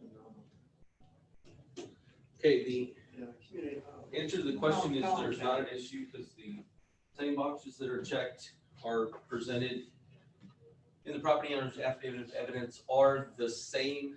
This person sent in a letter and said, market and unequal, okay? And that's what's presented in the affidavit. So the same check boxes are there, so there's no issue. Good. These are good. These are good. And we're ready The one to, that's coming now? this one's the one that called. Which one, which one is His name is Joe Gomberg. Let me go get my staff so they can do all the. This is the first 10 block one? Yes, there's 4. I think it's an agent representing 4. Oh, weird. There's no change. Gonnenberg. There's no change in the first one. It's absolutely the same. No change. Where do you see Gonnen? it's not, There's no name on there. that name doesn't appear on here. It's just the organization. He said he thinks there's one guy representing the 4 cases. Amen. Because they're all organizations. See, I've only got 3 cases on my page. No, So I'm there's not- one in the first page. Oh, it's just for, okay, sorry. It's not a big deal, right? It's just a protest. Yeah, Like there's there's 4. not anything. Yeah, I got it. Yeah, we're ready to call whenever, because we're still zooming. right? Yeah. Is this a Damon agent? just pulled it. Okay. What account are we on, Cindy? Well, we don't know because there's 4 accounts. First one's 191, I believe. Well, wait, that's not what okay, I've got the other number. Is that what we're doing now, 191? 773, 24773. What order do you have them in here? Yes, I have the Yeah, is affidavit. that? I figured you'd want to What am start I looking with at here? case Oh, I gotta go number to, 191 Are we doing here? is the first I one. think so. Okay, I thought it was at 10:30. 191 is the first one of the set. I didn't have this thing open. so 24773. Correct. Okay.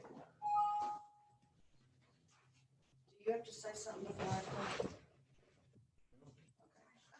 I was trying to remember. It's like, I think because we've already opened, so we're good. We'll do it when he gets on. Let me see if Ramona is called in yet. Here? The other one. But 24773. yes. So his, You all ready? Yeah. just a Okay. minute, hang on. Ramona is joining us as we speak. Oh, hey, Ramona. Can we see her? Yeah, I for a mean, brief sure. time, yeah, I think you can. Yeah, Give it a second. It's we're not gonna keep her up there, but These are the yeah, we can affidavits. say hello. over there. These are the affidavits for the subsequent case. Good morning. Hi, Ramona. Hi, I don't see any of you. You what? She doesn't see. I can't see you, Me? anybody. You don't, are you looking at a room of people? No, What are you looking at? a blank screen with me talking on one little corner. How can we? Will you get Eamon for me, please?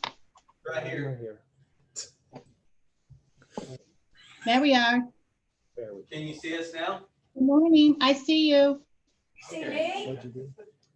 Okay, I see everybody. Good morning.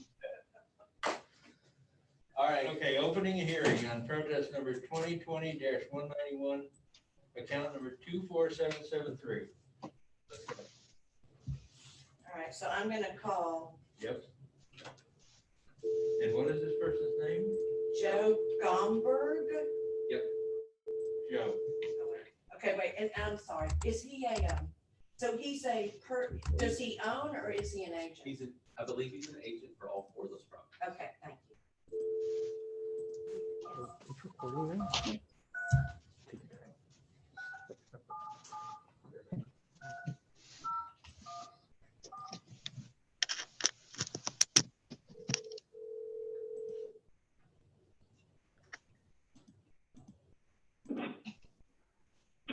This is Joe. Hi, Joe, this is Cindy Duck with the Appraisal Review Board. And, hi, and I'm gonna turn you over to our chairman, Charlie. Joe, we're starting with account 24773. Is that okay with you? 24773. Pulling that out and. 501 Thomason Ranch.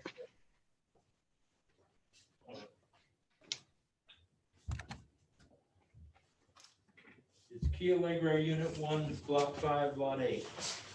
This is 36 Mazatlan Drive, correct? Yes. Okay. Okay, we have a little administrivia to go to before we get started, really. This hearing is being recorded. We are the Appraisal Review Board that will be hearing your protest today. Seated at the table are myself, Charlie Powers, Cindy Duck, Kathy Hoffman, Robert Dayton, Ramona LeBlanc is here by Zoom. And at the table also is Mike Soto, Chief Appraiser. We do not work for the appraisal district. We are appointed to perform an independent review of your protest. The Comptroller's Office provides an electronic survey for you to offer feedback about your experience today that may be accessed at the appraisal district office or online at surveymonkey.com/r/survey-ARB. Survey is voluntary, but we do appreciate you taking it. We welcome all information, good or bad. You also have the right to appeal our decision. Appeal information will be provided to you with our determination. In accordance with Tax Code Section 41.45H, all written material that has not been provided must be provided at this time. Is there any, all of your evidence has been provided, is that correct, sir? I believe it has. It's been submitted. Okay. The ARB members that are considering your protest today have not communicated with anyone about the protest and are signing affidavits to that effect. In that light, I, Charles Powers, do solemnly swear that I have not communicated with another person in violation of Tax Code Section 41.66F. I, Cindy Duck, do solemnly swear I have not communicated with another person in violation of Tax Code Section 41.66F. I, Kathy Hoffman, do solemnly swear that I have not communicated with another person in violation of Tax Code Section 41.66F and affirm signature hereby. That's fine, that's good. I, Robert Dayton, do solemnly swear that I have not communicated with another person in violation of Tax Code Section 41.66F. All testimony from all witnesses must be Oh, given wait, under what oath. about Ramona? Yep. I'm right here. Yeah, we need to do Ramona. Okay, Ramona, you have the, I do. I, Ramona LeBlanc, do solemnly swear that I have not communicated with another person in violation of Tax Code 41.66F, and I am signing to that effect. And I'm physically located in Texas. And I am the notary that is acknowledging that signature, and I am also physically located in Texas. Okay. okay. All testimony from all witnesses must be given under oath. So, as you sent in the affidavit, I'm going to assume that you are under oath for this proceeding. Do you understand that? Yes. Okay. Mike? My name is Michael Sutter. Do solemnly swear affirm the testimony shall present to the appraisal report for the Aransas County Appraisal District is true and correct. Joe, do you have the hearing procedure times in front of you? It was on the backside of page 2, I believe, of the package that was sent to you. The hearing procedure time. It's a chart with 4 columns. What about page? Oh, Yeah. I'm told that. It's like, or maybe page 5. There's the notice, there's the affidavit, and then the hearing time. So it may be page 4 or 5. Is that just a list of the properties? No, it's a List of- procedure times. It's 2 columns of text and times down the side. For some odd reason, that's not in front of me, Charles. Okay, well, we'll walk through it. Are you, do you hold a license or certificate from the Texas Appraisal Licensing and Certification Board? Yes, I am a certified general real estate appraiser in the state of Texas. However, I'm here in the capacity of a property tax consultant. Okay, so you're not here as an appraiser. That's correct. Okay. I'm sure. The procedure allows for you to speak first or the district to speak first. Which would you choose to do? I'll go ahead and let the district present first. Okay, Mike, you have 5 minutes? Okay, the property owner, our affidavit or our evidence is as such. The subject property is 24773. It's 36 Mazet Lawn. It's a vacant lot. It is, it was appraised at 200. In 2019, it's currently appraised at 227,480.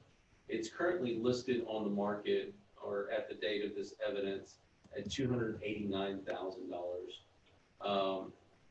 The subject property next document that we have is the actual location. It's a pictometry imagery.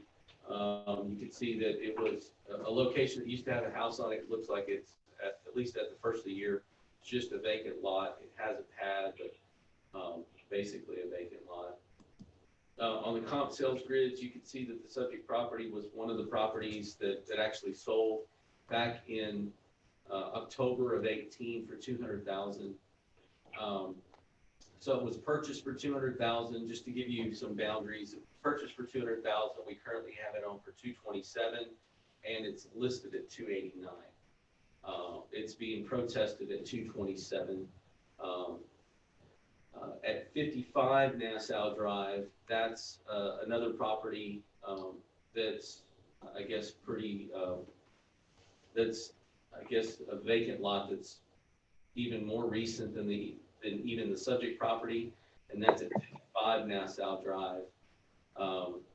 It sold for 55 Nassau Drive sold for $200,000. It comes out, if you do that math, it comes out to $38.46 a square foot. It's our most recent land sale that we have presented. And then the last sale that we have is actually 32 Riviera. That also happened early 18, May of 18. We just don't have a lot of vacant land sales. Key Allegro is an older subdivision. We just don't have a lot of vacant land sales to pull from. That one sold at 175. I think that if you do the math on that one, it's $18.22 a foot. So you have the subject sold at $27.85 a foot. Nassau, 55 Nassau sold $38.46 a foot. And the last one, which was Riviera, sold at $18.22 a foot. The comp equity grid is the next item that we have, and the subject property is 36 Mazet Lawn. You can see that it's assessed at $227,460. 32 Mazet Lawn is assessed at $228,800.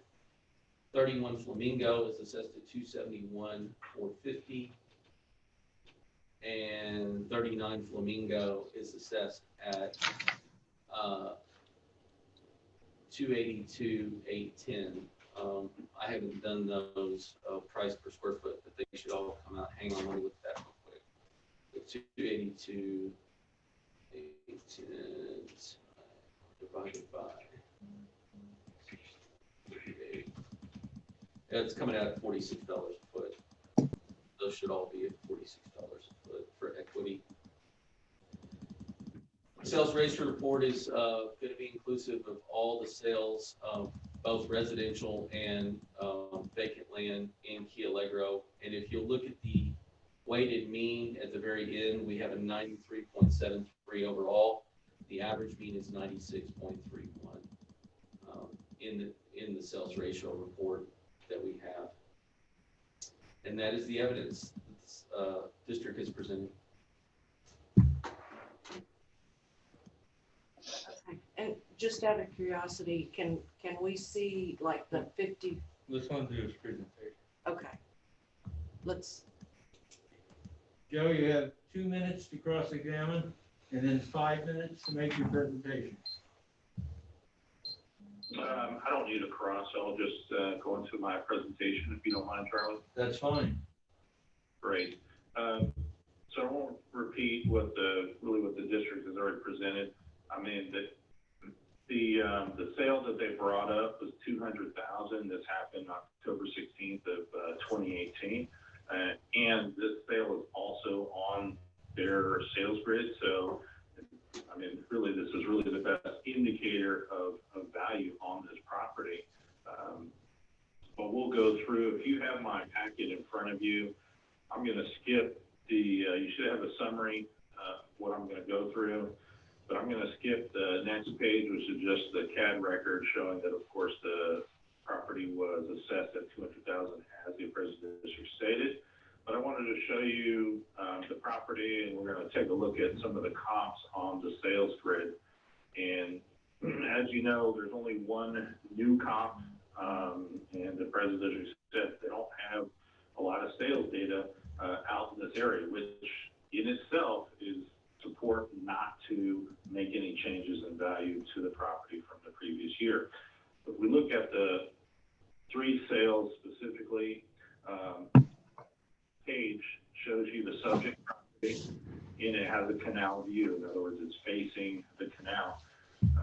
In most of the areas over there, the higher priced land is getting your bay view. In other words, you know, something that you're going to be on the bay and you're going to be looking out towards the bay.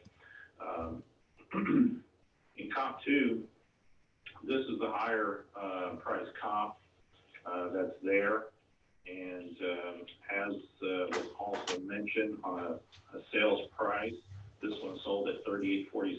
This is the high comp that they have, but you can also see very clearly this is located really on the bay and has the bay view. So it's obviously going to be much, much superior than the subject for that market.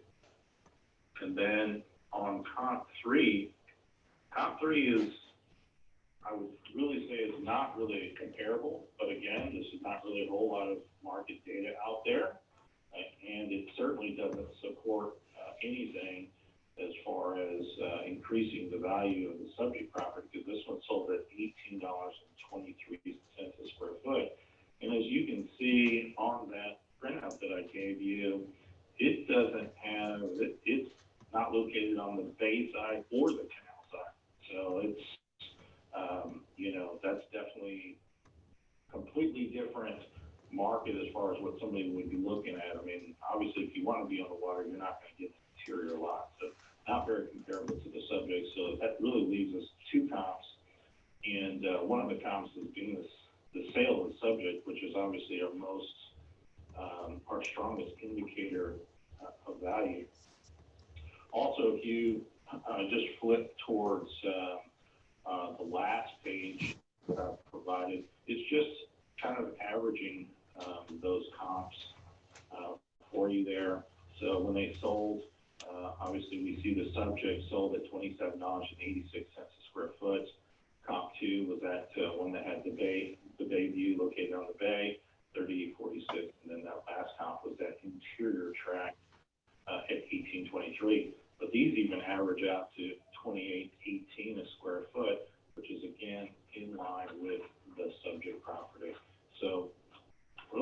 lack of evidence and the information that is available for that area, that 200,000 from the prior year is supported now. It should be changed for 2020. Thank you. All right, so Mike, you get 2 minutes to cross-examine. Right. Do you have any information about the subject property's current listing information, sir?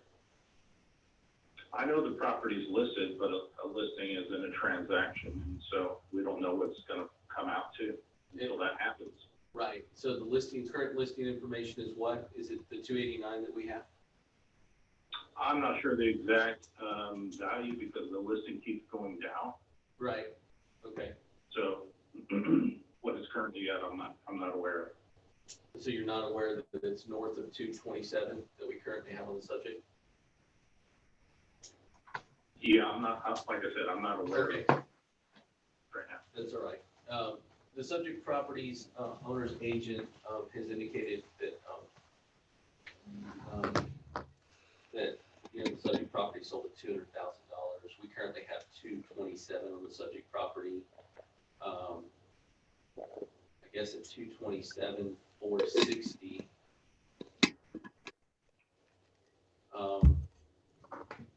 In your opinion, which would be the most in order of relevancy of sales comps, because you and I both know that there's not a lot of sales in Key Allegro because it's an established neighborhood. What would be your opinion of value of ranking the comps that I've provided to you? Are you asking me that as my appraisal, regarding my appraisal profession, or you were asking me that as property tax consultant? I guess you're representing yourself as a property tax consultant. Right. So, I mean, honestly, it's both. I mean, the county just doesn't have a whole lot of information there. And if you don't have a whole lot of information, you have to support it with something. And so right now, the three comps that you have on the grid is once the sale of the subject, it doesn't get any more exact than that. And granted, it is older, but at this point, there's also no supporting information to support a time adjustment either. So on comp number 2, when you have, and you've indicated that you believe that it's better, that you believe that comp number 2 is better, but it doesn't have any relevance at all? The price per square foot or anything? I'm not saying that it doesn't have relevance. I'm saying that it would have to be heavily discounted. From what I've seen in other areas, I mean, just the land alone can, result in huge differences just because of their view and where they're located. You know that you have a minute left in your rebuttal because you've gone into your second 2 minutes. Oh, I'm in my rebuttal at this point? Yes. Okay, thank you.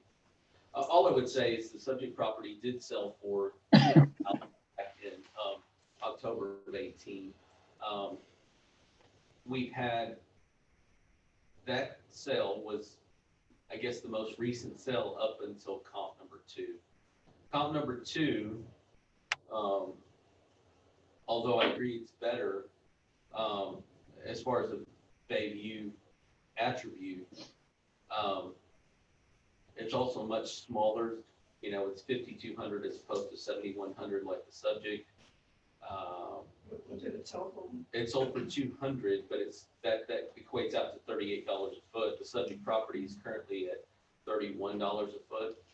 No, the Comp number 2 is comp number 2 sold. is 200 back in 200. back in July of 19. So almost a year ago, but it's the most recent vacant land sale that we have there.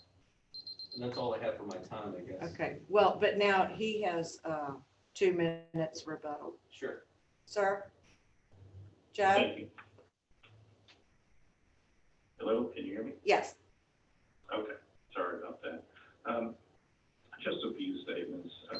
I mean, one, I think the appraisal district is trying to take that listing, which again, it's not transacted right now. Is it an indicator of market value?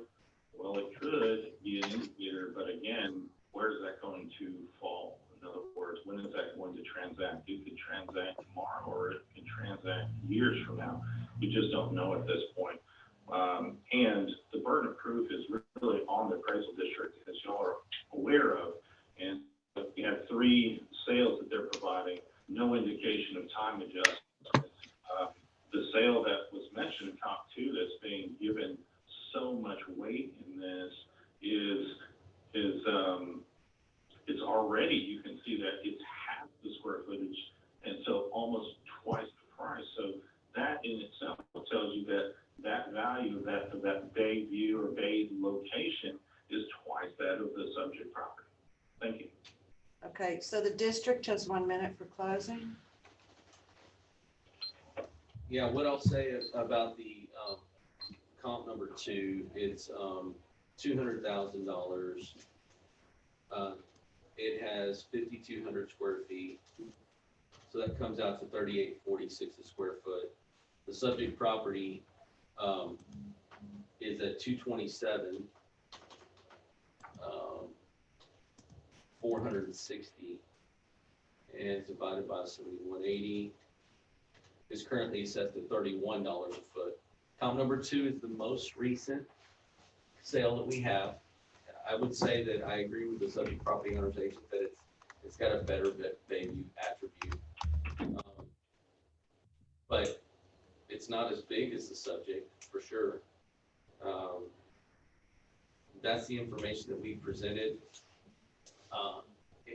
To say that you wouldn't even consider what listing information is an absence of just reality. It's going to sell for something north of our number, most probably. But again, I'm not a prognosticator, neither is the property owner's agent.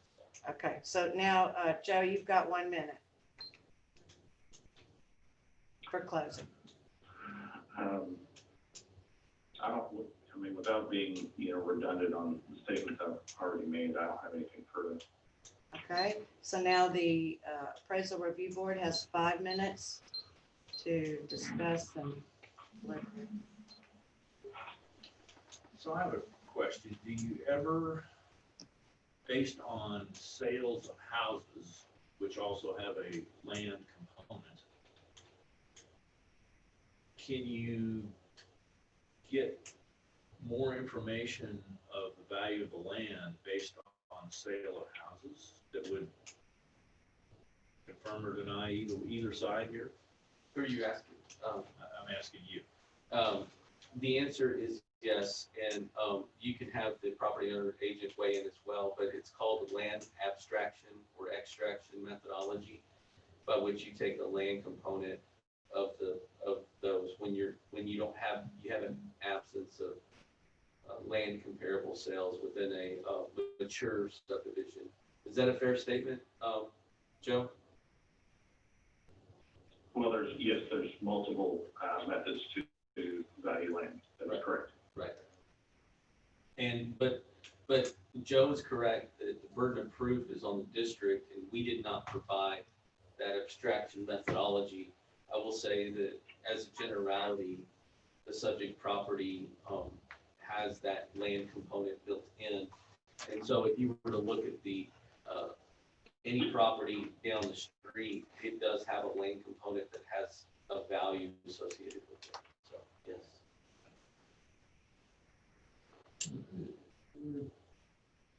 It appears to me that the difference between the 38.46 per square foot on comp 2 and the 31.67 on the Mazatlan, the subject property takes into account the difference in location.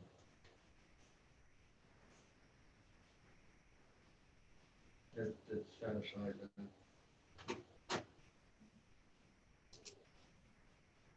I agree, there is a reasonable difference in the view aspect of the lots.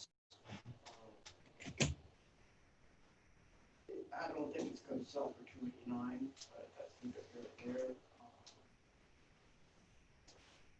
I don't know. I'm betwixt and between on this. I wouldn't be too opposed to reducing a slight amount from the 227, or leaving it where it is.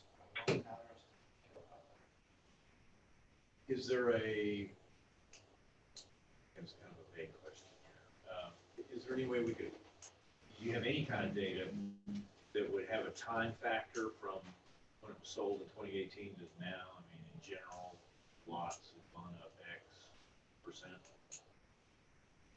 Again, if you're asking me, that was not presented in their evidence, so We can't go into that. consider. All right, so, well, you brought up that you would see, based upon these two reasons that he marked. Can I ask what 2 reasons were marked, please? Yes, incorrect appraised market value and appraisal ratio exceeding the median level. Yeah. Okay, thank you. It doesn't exceed the median level. No, in both cases, it does not exceed the incorrect appraised market value and does not exceed the appraised ratio median level in either case. And so, but so do you support going down off the 227 or not? That's why I said I'd be close in between. I don't think so. I don't think so. I don't Then think I'm so, fine with- based upon what he presented to us. Right. I do not based upon what he told us. Yeah. I So, do can I- not. So I'll make a motion Yes. that we, based upon what we heard from the appraisal district and from the property owner's agent, that we leave the value at the $227,460 market value. Second, I second it. all in favor? Aye. Aye. Okay, hearing is closed.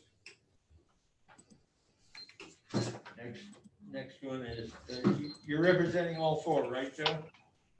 That is correct. Okay. Can we do 220-193, account number 32305 next? Yes, we can. Okay. In that case, the hearing is open. I will forego the reading of the script. You know who's at the table. Excuse me. And Ramona's on the TV screen. Yes, I am. We'll go ahead with swearing that we have not communicated with anyone. I, Charles Powers, do solemnly swear that I have not communicated with another person in violation of Texas Code Section 41.66F. Cindy? I, Cindy Duck, do solemnly swear that I have not communicated with another person in violation of Tax Code Section 41.66F. I, Robert Dayton, do solemnly swear that I have not communicated with another person in violation of Tax Code Section 41.66F. I, Kathy Hoffman, do solemnly swear that I have not communicated with another person in violation of Tax Code Section 41.66F. Mona? I, Ramona LeBlanc, do solemnly swear that I have not communicated with another person in violation of Tax Code Section 41.66F, and I'm signing to that effect. And I'm physically located in Texas. Okay. Hang on. Wait a minute. Oh, Val, that's right. We have to get our numbers out. Y'all have to say this every time. I don't think Yes, we do. every time. Yeah. Every case we have to do it. Because it's a different case. Right. Yes.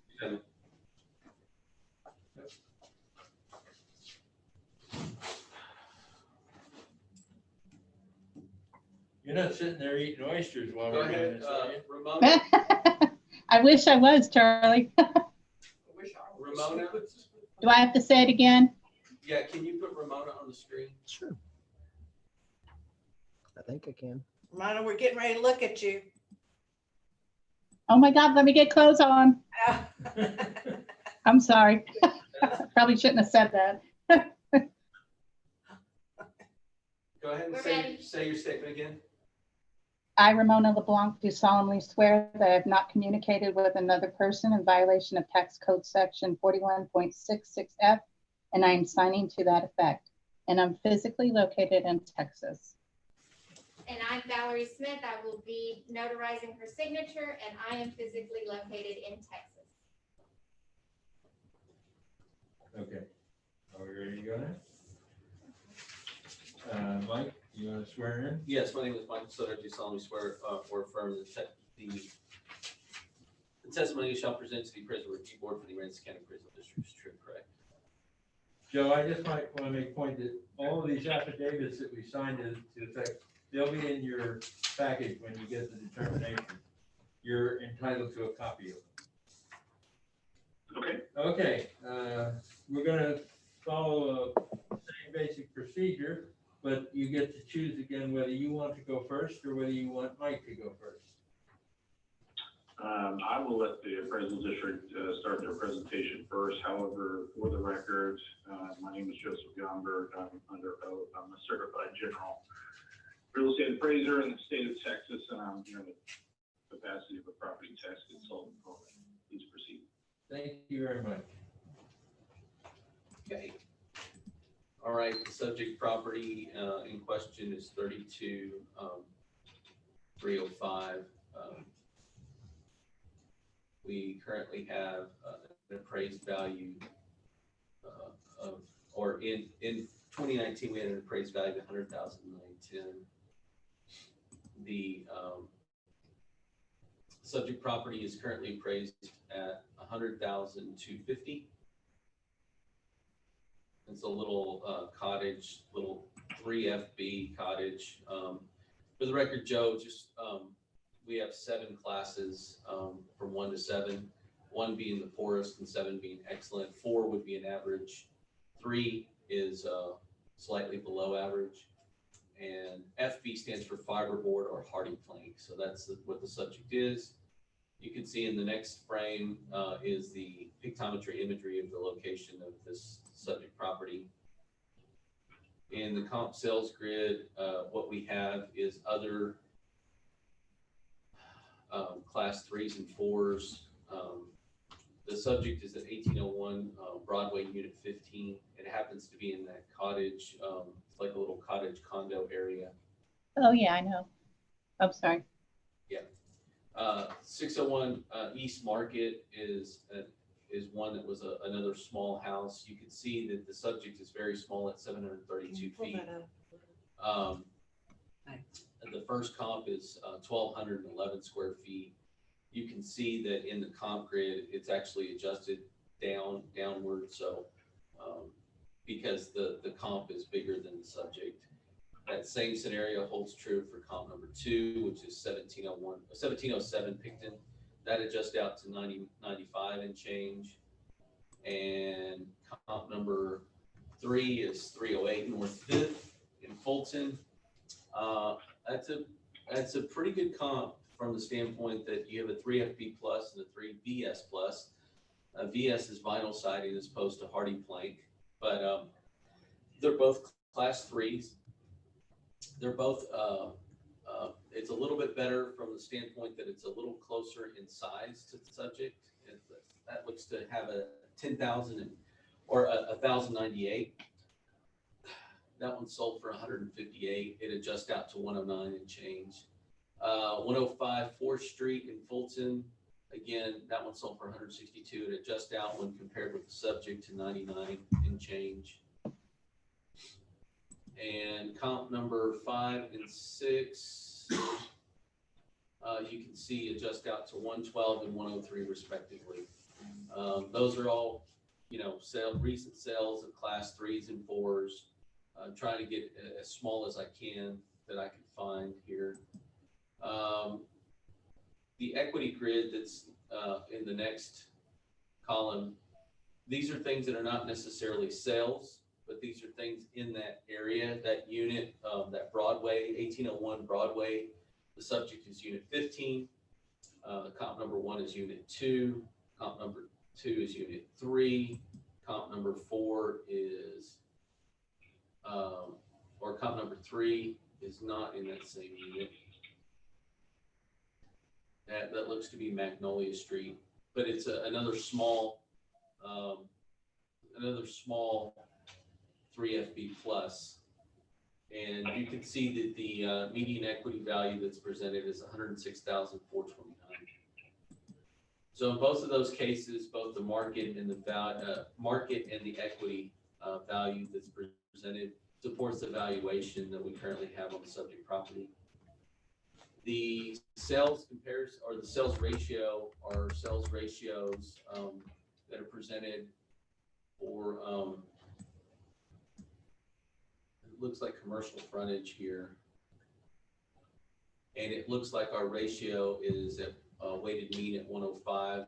The average mean is 103 on the information presented. But from an equity standpoint, you want to look at the equity grid that's been presented. From a sales comparison approach, you want to look at the sales grid that we presented. And that's all we have. And it is everything in that.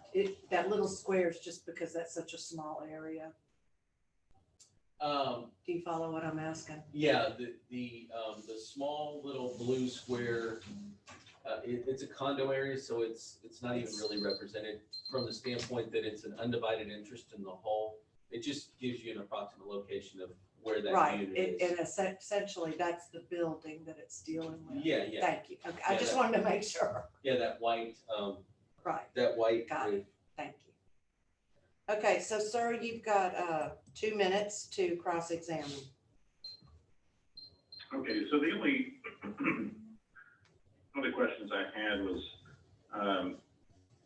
from a market value standpoint, is there other adjustments being made or done to the subject property due to any other circumstances?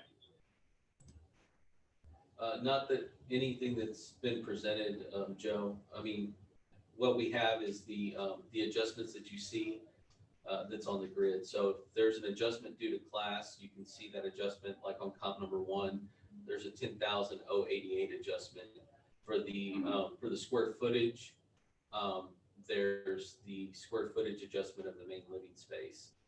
For the effective years, you can see that there's an actual year change. So number 1's a really good example of, like it sold for 153. It's both bigger and better than the subject property. And, it has, in one case, it has a bigger porch. In the other case, it doesn't have any porch on one of the sides. And there's no common element value to the comp. So that one, there's an adjustment going up there. It's a really good example. What we have presented are the only adjustments that we have. Correct. So in my conversations with the appraisal district, they, it was stated to me that, that this property would probably be potentially valued much more, except for, I guess the situations at the property as far as the majority ownership of the condo and things like that. Is that also true?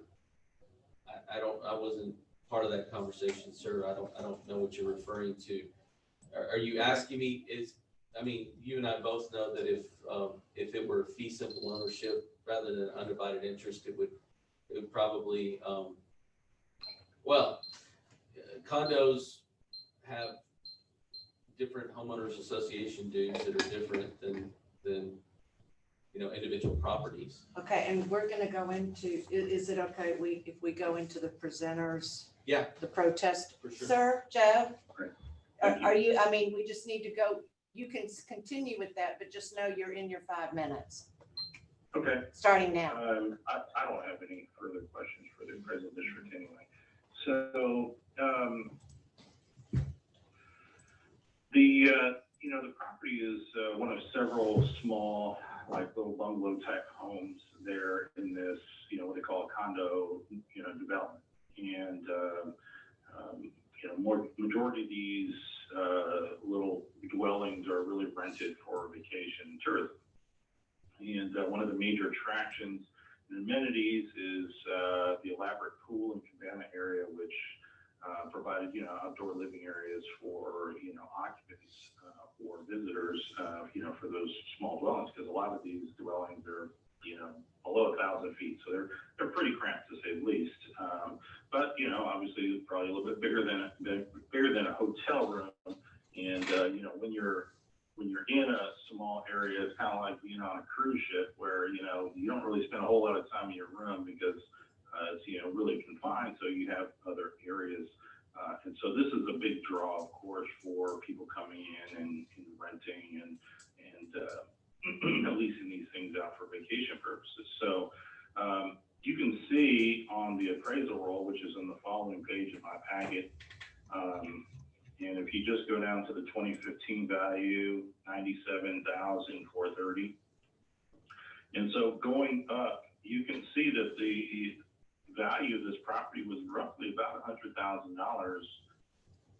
for the past 5 years. The difference being, of course, Hurricane Harvey. As residents of the county, you're fully aware of all the damage and destruction that did. And so it was, that value was adjusted down accordingly. So the issue that I pose is really, after Hurricane Harvey, the value went up, and it continues to be, again, at a very, very similar level, about $100,000. But the problem is that the draw that the property had as far as their pool and cabana area is not there anymore.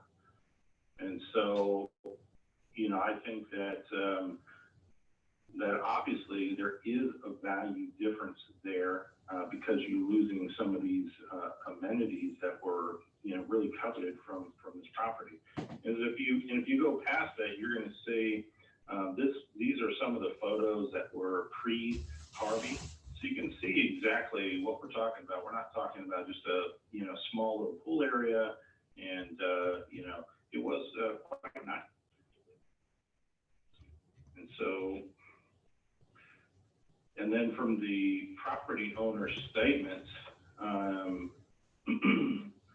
obviously saying that the development itself, there was obviously tear down, there were things like that happened after Harvey, and things were slowly to, build back up. But again, those amenities are, still hurting them as far as desirability. People are trying to, rent the house out. So it would seem, when you look at the assessed value, is that, like I said, the value hadn't changed, really much at all. Pre-Harvey was $100,000. Post-Harvey, it's $100,000. But post-Harvey, it's lacking a, very crucial amenity for this property. So I think that there needs to be some sort of adjustment, put on the property, so it's somewhere between that, as far as, the Harvey value and its current notice. Thank you. All right, so Mike, you have 2 minutes for cross-examine. I don't have anything for the cross-examine. All right, then you have 2 minutes for rebuttal. All that I'd like to say is that the subject property, did go through the Hurricane Harvey, went down and came back up to a similar value that it had prior to Harvey. We haven't done anything extraneous to the subject property. If you're looking at the comps that I've provided, these are other properties that, don't have these pool amenities or anything like that you would have to adjust for. And they warrant, they support the valuation that we currently have on the subject property. Yeah, it's very small, but when you look at, even at the comp equity grid, even two of the comps that I provided are in the same complex as the subject property, and they're even higher value than the subject property. And they even have a smaller amount of square footage in the living space. They just happen to own you can see that the land for those other two happen to be more because the ownership of the undivided interest is higher in those other two cases. So even from an equity standpoint, you're looking at what are things assessed for in that area. I mean, unit number 2 and unit number 3 are in his same complex, and they're assessed at 107 and change respectively. They're at 345 square feet living space. The subject is almost double that at 732, and it's assessed at $100,000. The difference being in the land element, it's the undivided interest of the land. I think that the subject property is being appraised equitably, and I think that there's enough market data that supports the valuation. I mean, if you're looking at $100,000 and you're looking for a spot in Rockport, you know, you'd have to look at the homeowners association dues, but otherwise that's a pretty good value that we have on there. All right, Joe, you've got 2 minutes for rebuttal. I have nothing for me. Okay, then district, you have 1 minute for your closing. To summarize, the two things that are protest are market value and unequal. The grids that I've provided support the valuation. When you look at the classification of the home, it's a 3FB plus. You look at all the comps, they're either 3s or 4s with the appropriate adjustments. We have 6 comparable sales, and you can see the adjustments are right there. Support evaluation of 101,722, which is higher than the subject property value at 100. When you look at the comp equity grid, the main two that you're looking at are on the first page, comp number 1 and 2. Those are both assessed at $107,000. They're even smaller price. They're even smaller square footages in the main living space. I think that that median equity value warrants a value of $106,429. Try to find small properties to compare it there equitably. That's all the district has. All right, sir, you've got 1 minute for your closing comments. Thank you. As far as the, sales comps on the property, it doesn't appear to me that there's any adjustment to account for any amenity differences. And the reality is that any of the sales that are adjusted on cost by impact of the differences in the marketplace. So there really is no way for the appraisal district to really take into account the lack of these amenities or them not being there and the impact that they have on the value of the property. Thank you. All right, now the appraisal review board has 5 minutes to deliberate. To some extent, he's correct. There is no evidence to show that the lack of amenities has affected the price. There is a $660 reduction. Sorry?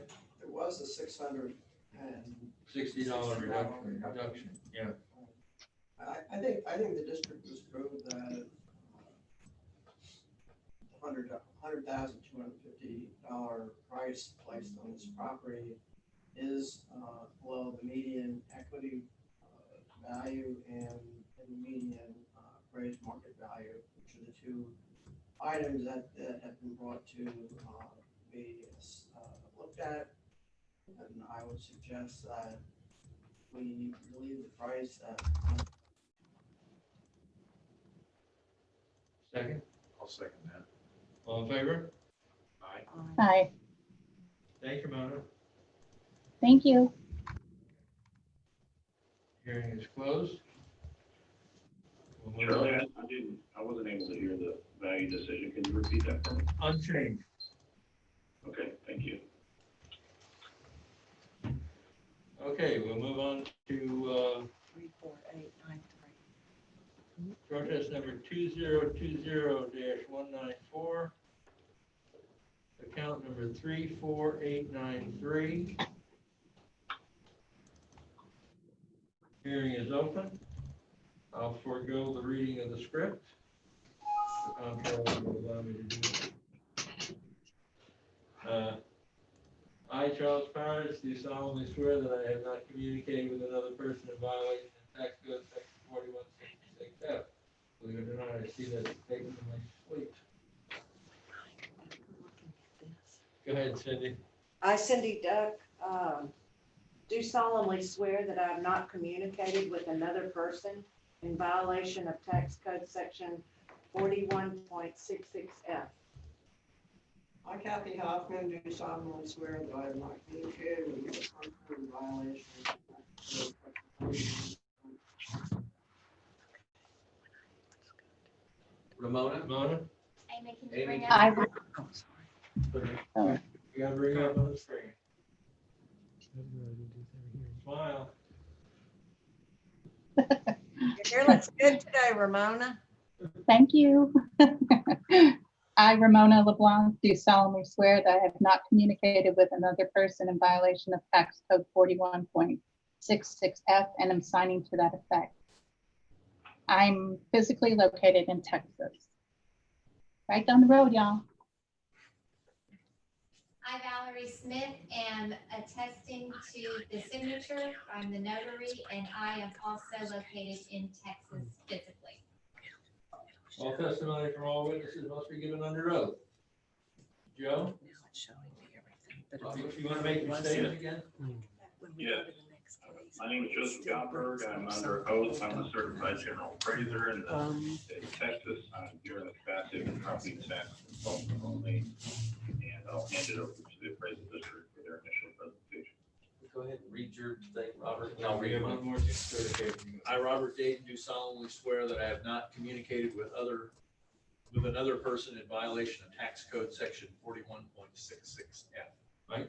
My name is Michael Soto, and I do solemnly swear from the testimony shall present to the appraisal review board for the Aransas County Appraisal District is true and correct. And Joe, you wanted Mike to go first? Yes, sir. Okay. Okay, the subject property is account number 34893. It is a 38 Mazatlan apartment apartment 8. We have one comp here. Well, let me show you let me go through the properties. We currently have an appraised value on the subject property of $271,960. These are condos right at the end of Mazatlan. They're the Ventura apartments. They were leveled as a result of Hurricane Harvey, and they've gone back with a totally different kind of construction, a totally different kind of look. And we currently have new value on the subject property as far as the improvement, and they're only 50% complete. You can see the image that we have up. These are brand new metal roof, hardy plank condos that have like an underneath space to them. They're on pilings right at the end of Mazatlan, right near the corner of the old Quillegro restaurant and the Marina location.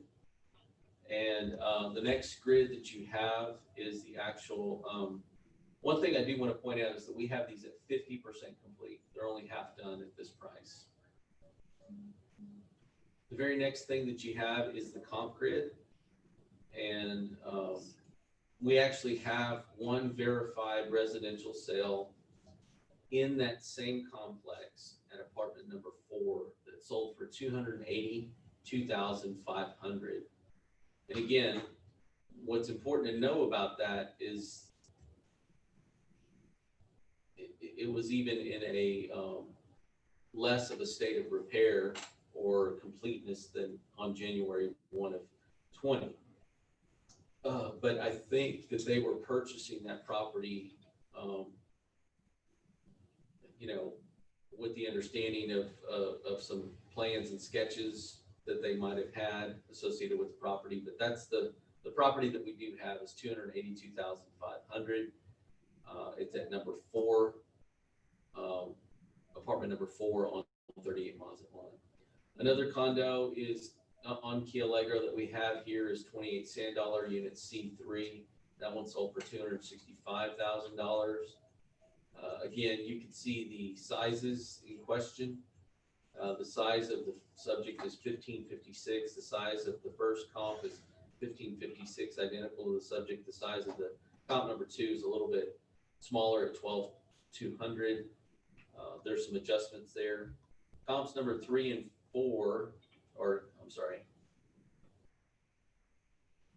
pull this down here.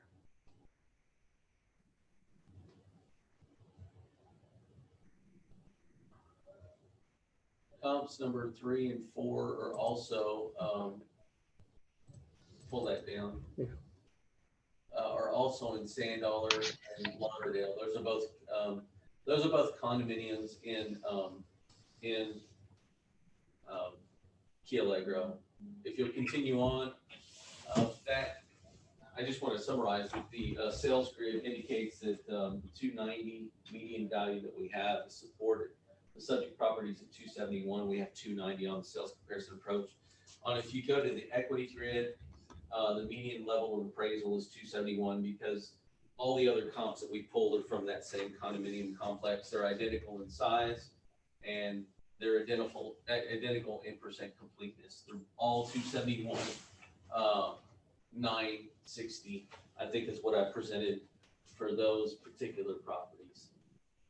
And we have a sales ratio report. Got 30 seconds. Yeah, sales ratio report is included there, but if you'll just focus on the grids that I presented, they will answer the questions of both market value and equity comparisons. And that's all the district has. All right, Joe, you've got 2 minutes to cross-examine. Thank you. My first question for the appraisal district is, which side does the condo face in relationship to the bay or the canal?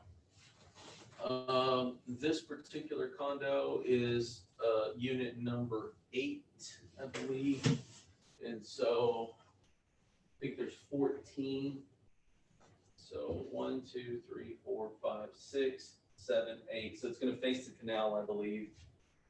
And where's number 4? 1, 2, 3, 4. I believe this one faces the bay. Yeah. So it's one with the roof up? 1, 2, 3, 4. Yeah, it's going to be this half of this right here. Got it.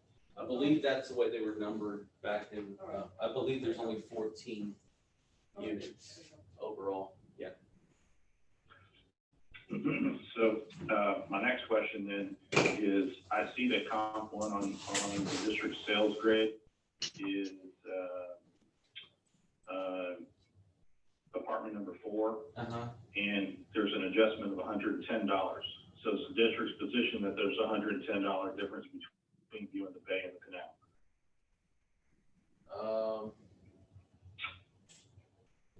I'd have to look at that, Joe. I don't believe that there's any value adjustment. It says land value adjustment. Yeah, I'd have to look at that. Let me look at the grid. I mean the card. I currently have a value of 146,500 on the subject properties land. If you would allow me, I'd like to answer the question for you and look at unit number 4 and tell you what that land value is. Okay, I'll let you do that, and I'll present my information. I will, let me look into that, and I will use some of my time to do that. So go ahead, Eamon. Okay. The question was, he wants to look at number 4, and this is number 4. The total value that we have is 146,610. Yeah, so we don't have any adjustment for the canal or the bay right now. Did I answer your question, sir? Yes, you did. Thank you. So I'd like to proceed in my presentation. All right. So I'm starting your 5 minutes now. Thank you. Okay, so the first thing that I'd like to just, so we can kind of establish location and what's going on here, is the district's evidence that they presented. They have a photo of the kind of a flat map. You can see the 3 buildings do y'all have that in front of you? You can see, Yes. you know, the water on the canal side. You can't really see the bay, but on the bottom portion of the photo, obviously, those are the units that face the bay. And so if we look at this, if we count from the left, you can see each of the dividers for each of the units here. We've got 1, 2, 3, 4, 5, 6, right? So 6 units there. And then over here, it starts at 7, if you want to start that at 7. So the subject actually sits on 8, and I'm going to get to that in my presentation. But now that gives you an idea of where the units sit and the relationship to views. And we've already discussed this view thing and, you know, how important and how big of an impact to market value that has. And the appraisal district is actually valuing other properties inside the same complex at different land values. And so I think that they have some things that they need to correct in their role. But let's talk about first, so the condo unit, the subject property is located on the canal side of the development. Okay, and the condo development is 3, as you can see in the photo, there's 3 buildings. 2 have the canal side, and 1 building has the bay side. Okay, we already talked about the condos on the bay side were substantially more than on the canal side. You know, I talked to a real estate agent that I'm going to talk about a sale, but I talked to a real estate agent in the area by the name of Kathy Tullis, and she was telling me that potentially these bayside condos go for you know, up to $100,000 more because of their view of the bay versus the canal. So so what we have here is a property that actually sold this year in May. Great indicator of value. Unit 13, and again, if you work kind of, you know, if you work right to left as far as, you know, counting down the units, then you kind of get an idea. Unit 13 is going to be one from the end. I think it's 14 units, right? So it also has that canal side. It sold for $235,000 very recently here. So it's an indicator. It's showing you that these properties on this canal side are not worth as much as the ones on the bay side. All the properties actually have the same square footage, but this unit, unit 13 that sold, has a land value of $96,690. It's account number 34898. Did you get that one? Okay, so let's look at, let's go to my second page here so you can get a better idea. So even. Which page are you looking at, Joe? You want us to display which page? It's the second page after my summary. Okay. Just shows a photo of the subject, and I kind of pointed out to you, it's right there, right off the corner. So that's unit 8, and that's where the subject is. And again, I show you where the subject is on page 3. So, and then you can see that bay side that we're talking about as well. And then, as we've already discussed, these properties, the subject property is in a shell condition. The unit that I told you about, unit 13, which sold for $235,000, also was sold in an identical shell condition, according to that real estate agent. And then on page 5, you can see this is the balcony, of course, just showing you, if you stand on the end and in the corner of the balcony, then you can get a partial view of the bay. Page 5. But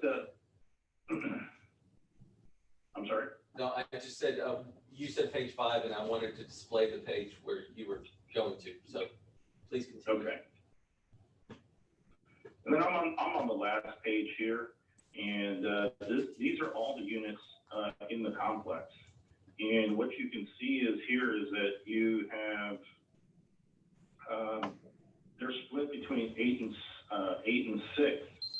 But the problem is that the 6 units they have are intermingled with the other ones as far as value. In other words, some units are valued at $146,500, and other units are valued at $96,690. Go ahead and tell them what you want to tell them. Well, because he's run out of time, but what did y'all agree as far as that you would give? I didn't catch what you said earlier. I said that I would use my time, and I answered his question Okay, for any kind of rebuttal time. That was about 30 seconds, I think, to answer his time. So. all right. So, so now we've got the district cross-examined for 2 minutes. So, so Joe, this is a piece of information that you got that obviously we didn't have in our possession. The unit 13 at 235, is that correct? Can you repeat that question? I'm sorry. Yeah, you said that you presented a piece of information for unit number 13. It sold for 235 in May of this year, is that correct? Correct. Who did you get that information from? It's on my summary sheet. Okay, It's a lady at Kathy Tellis. Her name is Kathy Tellis. got it. From Coastal Realty. I Can you think flip that? I think, Thanks. so let me ask you a question. Do you think in light of the two sales that we do have, I say we, you and I, in that complex, one is on the bay and one is on the canal, would we agree that the most congruent to the subject is the one on the canal? The lower of the two, the 235. Would it? Like, which is the I most? mean, that would obviously be most comparable to the subject. Okay, yes, because it's on the canal, but does it have a superior view? I mean, in comparison to 13, does it have a superior view than 13? I couldn't answer that. Okay, well, let's make it even more plain. Does the Bayview one have a superior view than the subject? Far superior. I would agree with that. So let's go ahead and bring up the pictometry imagery. And I would agree with the property owner's agent that there's really good evidence that says, okay, 285 on the Bayview, 235 way on the canal view on 13. So if you're looking at this, All right, and we're gonna go into your rebuttal. we'll go into my rebuttal time. This right here is 285, superior view. The subject is right here with a partial view of the bay. It's on the canal. But 213, or number 13 is not this one, but this one right here. So it's the second to the last. So I would say that, like, this is one of the worst views here. This is one of the best views here. So the difference in valuation, the only two data points we have is 285 and 235, a difference of about $50,000. I'm saying that I would agree with the property owner's agent that he has really good logic that warrants a change, a valuation decrease. But it's not to the degree that he says, there's no way that if this one sold for 235, that this should be appraised at 222. That's not logical. What I would say is, Joe, do you have something in mind that, like, I mean, I know you presented evidence at 222, but it's got, I mean, in my opinion, it's not going to be any less than 235, and it's actually better than the 235 from a partial view to the bay. But well, I'm asking what you think. Here's the problem on the equity side. This property doesn't have the bay view, and so its land shouldn't have that bay view value.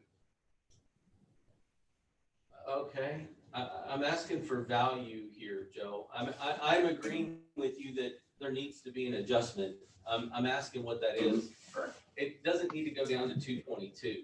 I mean, let's be logical about this. 235 is super solid. It's more congruent with the subject than the Bayview one that sold at 285. But there's no way that your subject property's any less than 235. It's got to be something more than 235. At the worst, it's 235. Right, and I agree on a market value basis, the property, I mean, the best information we have is that recent sale on the canal side at 235. So from a market value standpoint, there's no other data to support anything else. So 235 would be, an appropriate market value. So we're going into your 2-minute rebuttal as we continue this discussion, or you can go on. Go ahead, Joe. Okay, so, we're still dealing with, two values. I think from a market value standpoint, we have obviously support that this is overassessed, based on the sale. If we look at, if I refer to my final page, and we have several units that are on the canal side. Those properties are at $96,000, $690 for the land. So for an equity, from an equity standpoint, this again should be, if the market value is $235 for the subject based on the sale, then its equity value on that same property is $222, $150, and therefore logic would get you to the same equity value for the subject. That's all I have. Thank you.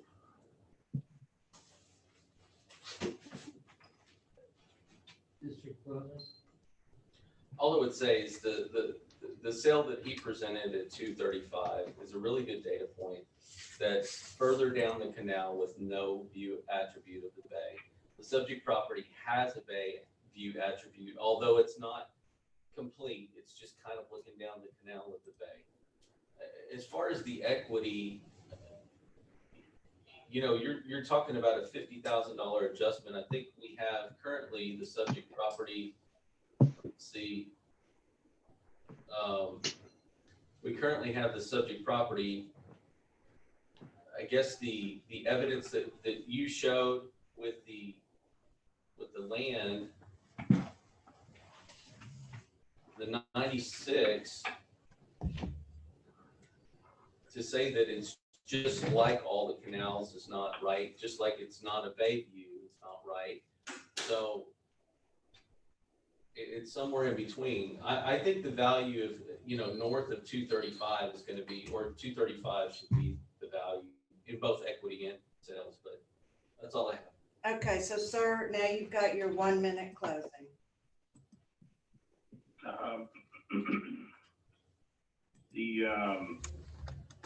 We talked about location. I guess the appraisal district's recommendation is somewhere, estimated around, 235. But obviously that doesn't fall in line with the other units that are on the canal side as well. And as far as the view, I don't know what that view looks like on unit 13 when I stand at the corner of the balcony and what I can see. So we don't know that. And the comps that were provided obviously weren't adjusted based on canal or bayside either. Thank you. That was all. Okay, so now the appraisal review board has 5 minutes to discuss. I have something to say. Okay. I agree it shouldn't be 235. That's way at the end, but I don't think it should be at the 271 as well. I'm looking maybe around 252. I disagree. I think that as a realtor, I think location is really important, but that doesn't have a great view. It has a corner view. I think that somewhere around 235. I disagree. 13 is way down there. This is up close to the corner. Yeah, it has a peekaboo view. If you sit out there in that balcony, you got to stand in the corner and get your, basically screw yourself out in the corner to see the bay. I don't consider that any kind of a reasonable view. It's way better than down at the end for sure, but it's not considered a bay view by any stretch of imagination. No, I'm not saying a bay view, so much so, but I'm also thinking that it's a better view than number 13. See, it is, but not And- 271. And my No, I said 252. But see, I think it should be in between. I would say 240 because I do think it's better, but not significantly. And I'm glad that we had the pictures to look at because it demonstrates, because it is at the unit number 8 is at the end of that building. So neither one's a great view. So that's why I'm like, okay, so 240 is saying, okay, it isn't quite as far down, but I do think I think the views have changed with the new construction and everything. I'd be willing to go with the 240. So I make a motion. Can I ask one question? Yes. This all centers around the land value, really. Yes. Now, you have the land value of unit 13 at 96,690, right? Do you have a land value for one of those in the same building that we're talking about? Yeah, I could go next door. Go to number 9. The land I'm just interested in the land value. If you'll pull up, corresponding building. if you pull up the thing, we'll just go down the list. So is this the subject? Joe, do you understand what I asked? Joe. Joe. I understand perfectly what you asked. Okay. I just want to make sure you heard me. This is I unit just number, want to make sure the data that's presented is not skewed. I understand. Okay. No, it's not. It's not. Everybody's okay. Go okay, ahead. so this is unit number 8. If you'll go this way first, to unit number 7, the land value is 146,500. Continue, go back. And now we're back to unit number 8, 146,500. Go to unit number 9. That's 96,690. So it starts to taper off, and everything else further down the canal is 96,690. And I mean, this you one can, is you not, can continue. and this one is not 96,690 because it's Yeah, 9690. better view of the. They're all the same, that whole building is all the same. Yeah, like if you continue on, let me just read it. So it's number 9 is 96,690. Number 10 is 96,690. Number 11 is 96,690. Number 12 is 96,690. Number 13 is 96,690. And number 14. Now, why is this one? Again, we're just making a judgment call on peekaboo views and views of the bay. So this is the last one with the higher. This is the last one with the higher thing. So let me ask you, if I took the 96,690 and I added the $5,000 difference to that, that would put us at 101, right? 690 for the land. What's the $5,000? Because instead of 235, I said 240. Okay, Okay, so, so I'm sorry, I didn't make that clear. okay, go ahead. So take that 96,690 and make this, it's like a juncture. So take the 5,000, add it to that, and that gives you 101,690 for the land value. And then the total would be 240. I'm sorry, I didn't understand your logic, but I mean, you can rule on whatever. Well, because the land and all those, the others going down the canal are 96,690 on the land, okay? So I'm saying, okay, this one, which is coming closer to the bay, okay, but I still don't think it's a good bay view at all, okay? So we'll add $5,000 to the value of it, okay? So that makes it 101,690 for the land value, and the total is 240,000. Just in your logic, the one that we have valued it, so your logic doesn't kind of hold true from the standpoint of 222. The 222 that we currently have assessed at on unit number 13 sold for 235. So, yeah, there probably needs to be an evening out of land value in years coming future. But So you're saying I need to take it down to 222? No, not at all. Okay, so I think that wouldn't be right.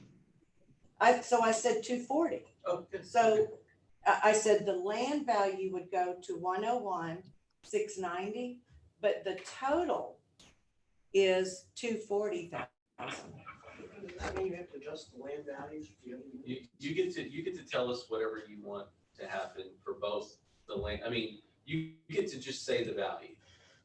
Yeah, but in this case, what we're really debating here is the land portion of the. Okay. of the. And the way I wanted, to me, that's what I want to make my understand motion. I understand what you said. And I don't have a problem with it. It gives it a sort of a transition between total canal and total bay. And it's kind of in a transition area. Right. And looking at the picture, I mean, I have the problem of peekaboo.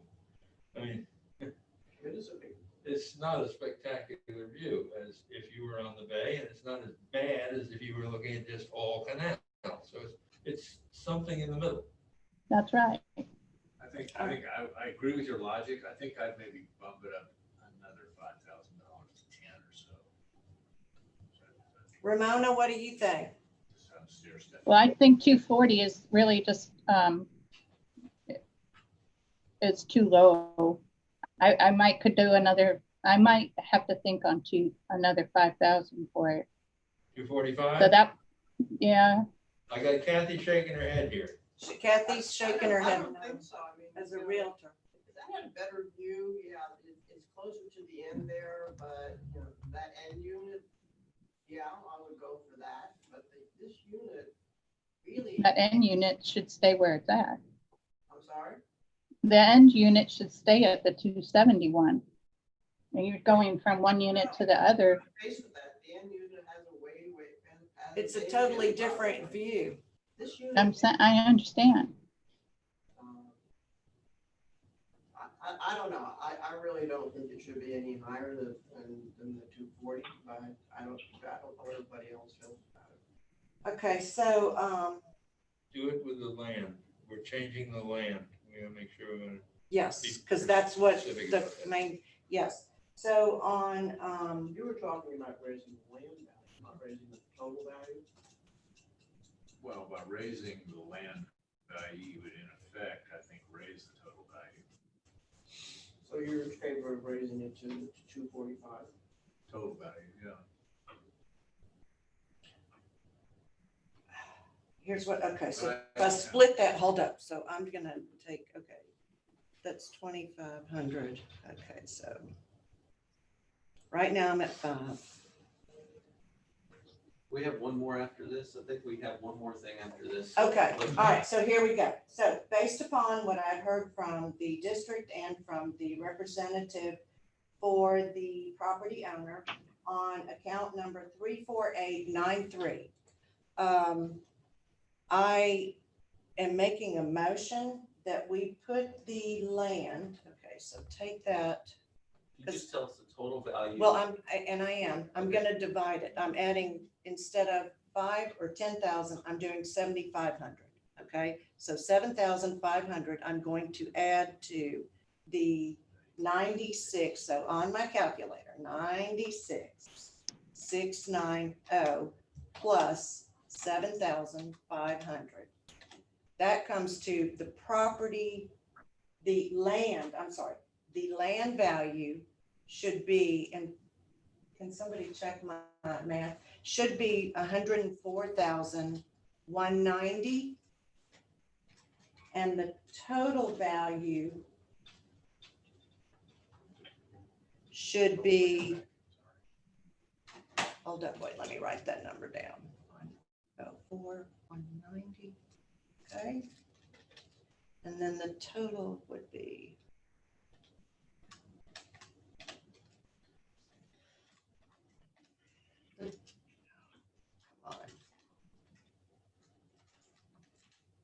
Do that, Mike.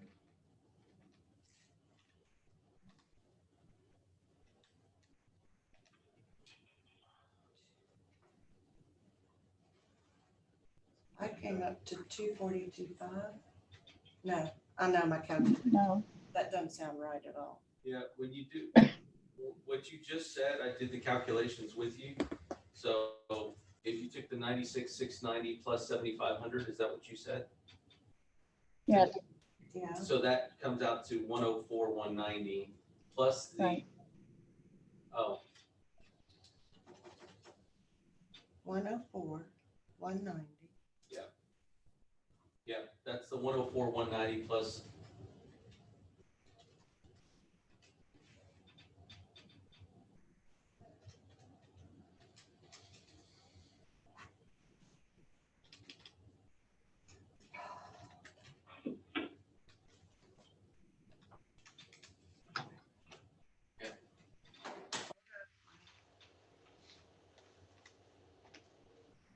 What'd you come up with?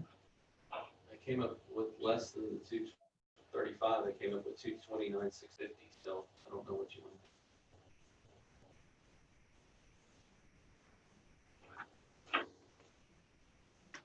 I'm thinking if you add the land value, You just all you need to do is tell us what number you want to go to and say, take it all away from the land, and we can do it.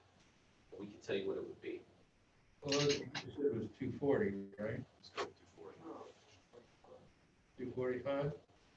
Or two, no, 242. Okay, so I want the total value for land and improvements to be 242,000, with all of the difference between this ruling and what the appraisal district has on it now coming out of the land value. We can do that. That's my motion. Do I have a second? I second it. We're Yes. lowering the value. We're lowering the value 271. from 271 to 242, and we're doing that by only addressing a change in the land value to where it's a little bit higher than what the next units down on the canal I had a second, right? Yes. I second it. All in favor? are. Aye. Whew. Closed. Joe, did you understand that? Joe, I got the value of 242,000, that's what I got. 242. Yes. Is that what you said? Yes. Okay, cool. Yes, then you've got it. And that would be the land value that remains if you leave the improvement alone, if you want to say that out loud. The land value that remains. Right, the land value. This is the land value. Based on 242. Based on 242, That, the land value is what? 116,540. No, Right. no, that isn't right. Yeah, it is. Yeah. Do a stair step up to 96, but less than 146. Because then that's 10,000 and I. 140, it's 116,540 plus the improvement of 125,460 equals 242,000. That's right. Okay. That's right. The math is right. Okay, Last one. last one. Opening hearing 2020-195. Account number 8810534. So once again, forego the script. And I, Charles Powers, do solemnly swear that I have not communicated with another person in violation of tax code section 4166F. I, Robert Dayton, do solemnly swear that I have not communicated with another person in violation of tax code section 41.66F. I, Kathy Hoffman, do solemnly swear that I have not communicated with a person in violation of tax code section 41.66. I, Cindy Duck, do solemnly swear that I have not communicated with another person in violation of tax code section 41.66F. Ramona? I, Ramona LeBlanc, do solemnly swear that I have not communicated with another person in violation of tax code section 41.66F, and I'm signing to that effect. And I'm physically located in Texas. And I'm Valerie Smith, and I am notarizing the signature of Ramona LeBlanc, and I am physically located in Texas. My name is Michael Soto. Do solemnly swear and affirm the testimony shall present to the prison review board of the Aransas County Prison District is true and correct. And Joe, would you make your statement again, please? Thank you. My name is Joseph Gomberg. I am under oath. I'm a state certified general real estate appraiser. I am here in the capacity of a property tax consultant only. I'll go ahead and have the appraisal district proceed on that presentation first. Okay, The subject property is in North Isle. It's on 1033 North Isle. And you can see from the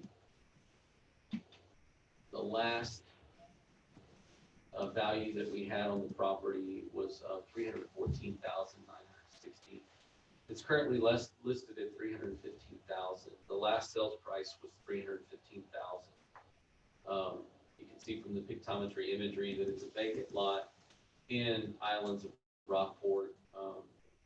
It's a nice subdivision, bulkheaded. It's Islands of Rockport is south of Bahia Bay, right? South of Bahia Bay. Oh, okay. I know where that is. Yeah. Islands of Rockport. Yeah, Islands of Oh, Rockport. duh, okay. It's a really nice newer subdivision. Right. It's beautiful in there. There's been 2 developments, I think, within the last 15 years in along the intercoastal to the south of Cove Harbor, and one is Islands of Rockport, the other's La Buena Vista. So the others are older neighborhoods down there. So on our comp sales grid, this is what you have. Where's the ocean?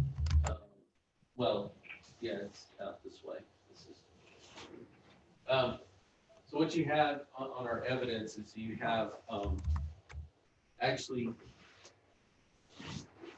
you have evidence that's indicating that the value should actually go down right there. Our information indicates that you got a $249,000 figure on the sales that we have that are the most recent. You got 310, 284, and then the last one that you have over here is 515. But when you look at that median value, it actually looks like that weighted value looks like it's 249. From Comp Equity Grid, they're all assessed the same. So in that area, so you got 1033 North Isle, 1029 North Isle, 1041 North Isle. They're all assessed at 314,000. Well, when adjusted, the one at 1029 North Isle is just like the subject. It has 8,000 square feet. It's really close to the subject. Maybe be right next door. It's assessed at 314,960. So that's the evidence that I have. It looks like there's a warranted change from a market value approach. Are you offering I guess I can ask the question. What do you feel about 249, Joe? From a market value standpoint, Yeah. or from just an overall value? Yeah, overall market equity, it's all encompassed. Yeah, I would say it's still too high for me. I would Okay. agree on that. Okay. All right. Well, that's the evidence that I've presented. All right, Joe, you've got 2 minutes. Let's see. I don't have anything right now. Or you can just roll it into your presentation, whichever. Perfect. All right. So, so the property's noticed at $39.37 a square foot. And you have already heard testimony saying that we have a property that sold, actually it sold 1 lot over. And it's a very recent sale. This property sold for $199,000 and is very, very, so it's 22,000 square feet bigger than, or I'm sorry, 22 square feet larger than the subject. So almost identical. And then of course, the appraisal district already mentioned their weighted value for 249,570. Obviously the other 2 sales are kind of pushing that up. And really when you have a comparable that's a recent sale right, almost practically right next to it, and I'll show you the map of that, then obviously that sale right there would get the most weight. I'm not saying that it would be identical to that, but when you look at the information, you know, for value on property, you're going to say, okay, which of these comparables are going to say this is going to be most similar to my subject property? So that it would be certainly weighted a lot more to that value. Equity is another issue on this property, I feel. If we can turn to page 4 of my evidence package.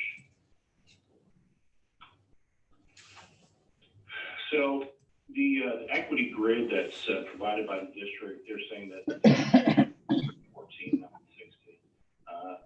The only problem with that is that this is I feel it's skewed. For one, comp number 2, which is that sale that we talked about, that 22 square foot difference has a $30,700 adjustment on that comp. Why? They have identical exposure, utility, everything. So there's no need for that, and so that is skewing the value. If you flip over to page 6, which is the last page, you can see I printed out kind of a flat map of what's going on here. So the property that's directly adjacent to the property, and that's going to be parcel ID 8810535. That value for that property is $27.49. It's adjacent to the property, but yet it's not on the equity grid. I mean, so I find that very strange, and it seems like that needs to be obviously would be calculated in there unless you weren't just trying to chase a listing of a sale that hasn't happened yet. And then so from a market value standpoint, this property, the best sale that we have is at $200,000 for the recent sale. The other ones are located in a separate little area of this development. And from an equity standpoint, we have the adjacent sale at $27.49, and even the one lot over is now assessed at $35.43, but again sold at that $24.81 that I mentioned. And that's all I have for my initial presentation.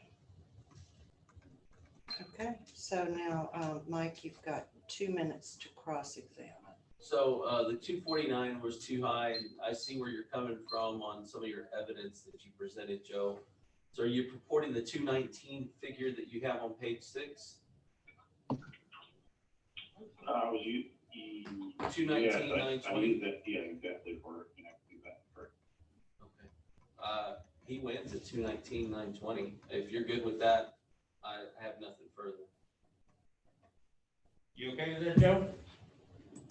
Yes, sir. I'm okay with that. All right, then we're Okay. out of it.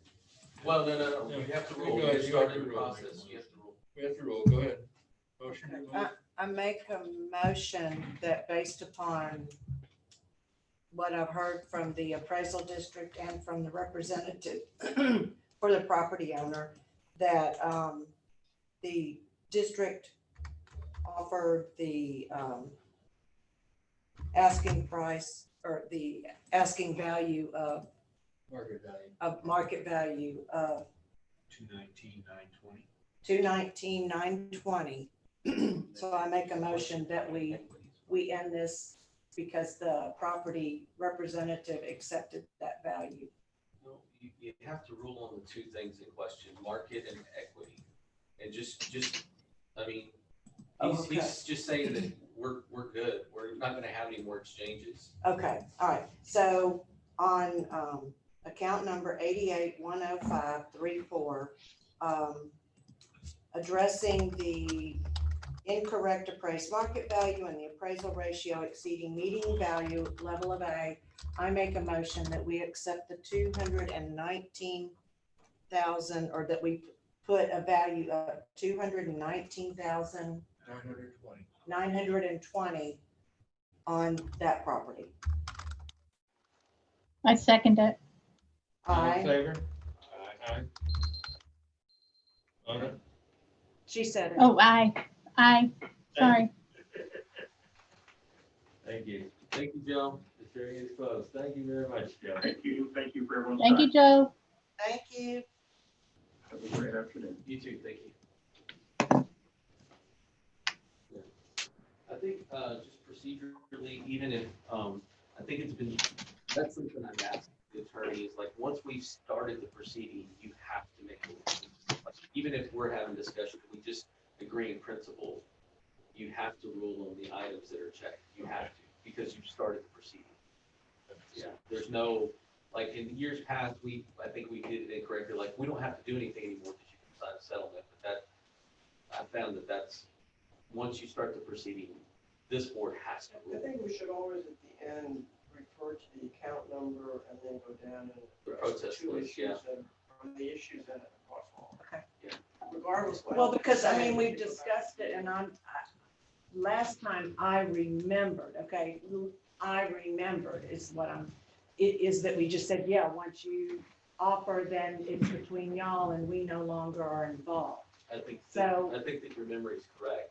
That we- So just going forward now, we need, and it makes sense, because we opened it, we at least need to close it and reference on what points, just to be all whatever. Yeah. It doesn't hurt anything. Yeah, I think so. And he That's good. still accepts your offer, so there you go. Well, we just agreed in principle. Because you don't get, is there a thing, well, actually, I guess it does, because you say how many that you being the appraisal office, settled with the landowner, not with us. You follow what I'm saying? Yeah, there's other waivers in other areas. Outside of the, But it doesn't happen enough to where it really affects your numbers significantly. Wait a minute, don't anybody leave for just a minute. Okay. There's a number. 883-1500. See if we can get it back. Oh, He sent this message at 10:30. What does it say? I want to report to you on the results. Yeah. Yeah, because he'll be leaving. Yeah, hopefully he hasn't left.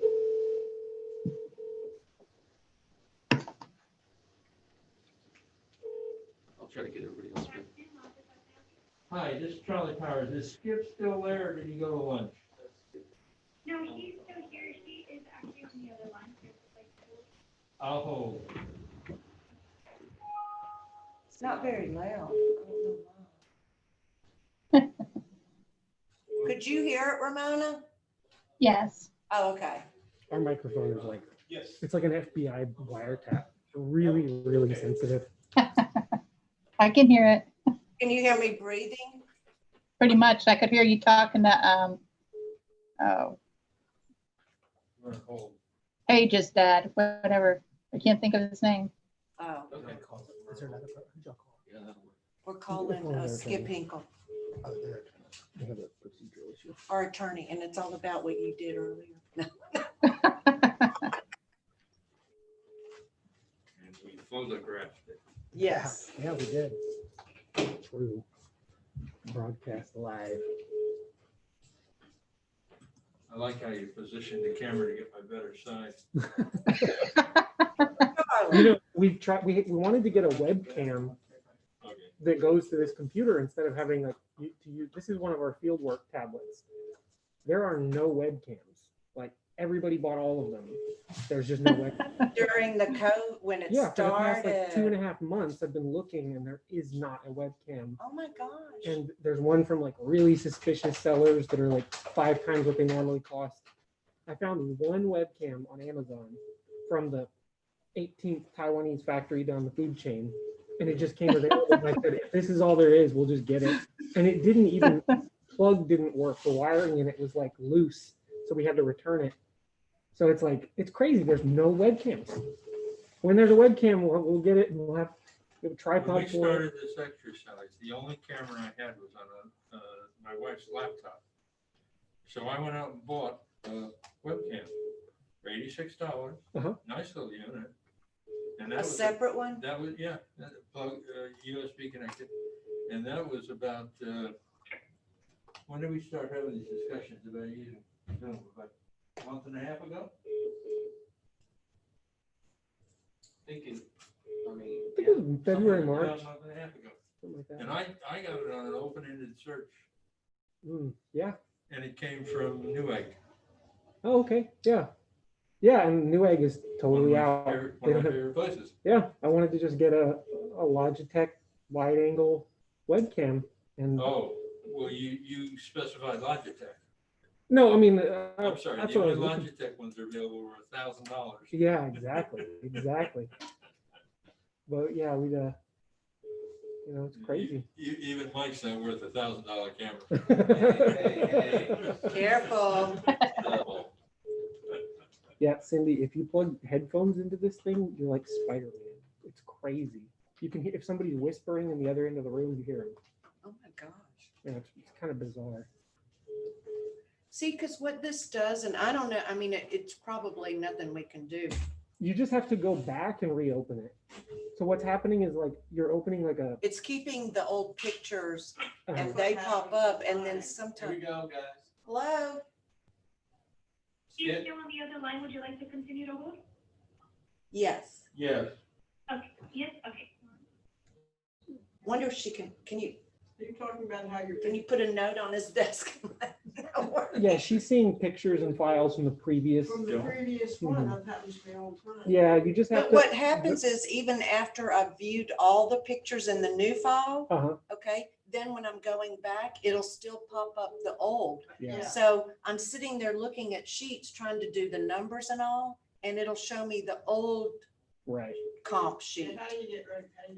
You don't. You don't. The only way that there is a way to get rid of it. Throw it back on again? I mean, it's not like a bug. It's just that the software is not Fast. super powerful for this kind of thing. You know, we had to buy 13 of these tablets, and for it to work completely perfectly, they would all need to be like $1,000 tablets. You know, because you're doing the job of a pretty decent computer at that point. This thing is made to do like pretty basic tasks. So you open up a file, you look at it, it holds it in this temporary memory. And sometimes when you leave and you come back, it's just still in there. So If you were to turn this off, that would turn it back on and go to the next file, Would that do it? it would probably take way too long between hearings, but if not, I mean, I guess you could try that. Yeah. You could definitely try it. It's really annoying. You can't get to the next. Yeah. Yeah, I would just back out, like just open it, and if you open it and it's like the wrong one, just close it and reopen it. And Close then it and reopen it. it still keeps coming back. Really? The same one. See, Yeah, so like it'll page, It'll flip back and forth. right, so the first picture will be the new file, but then, and I'm going down and I'm looking at the comps and the numbers aren't making sense, and I'll go up to the top, and page 2 and 3 will be from the other file, but page number 4 is from the new file. And Hmm. So I so, think it's always done that though.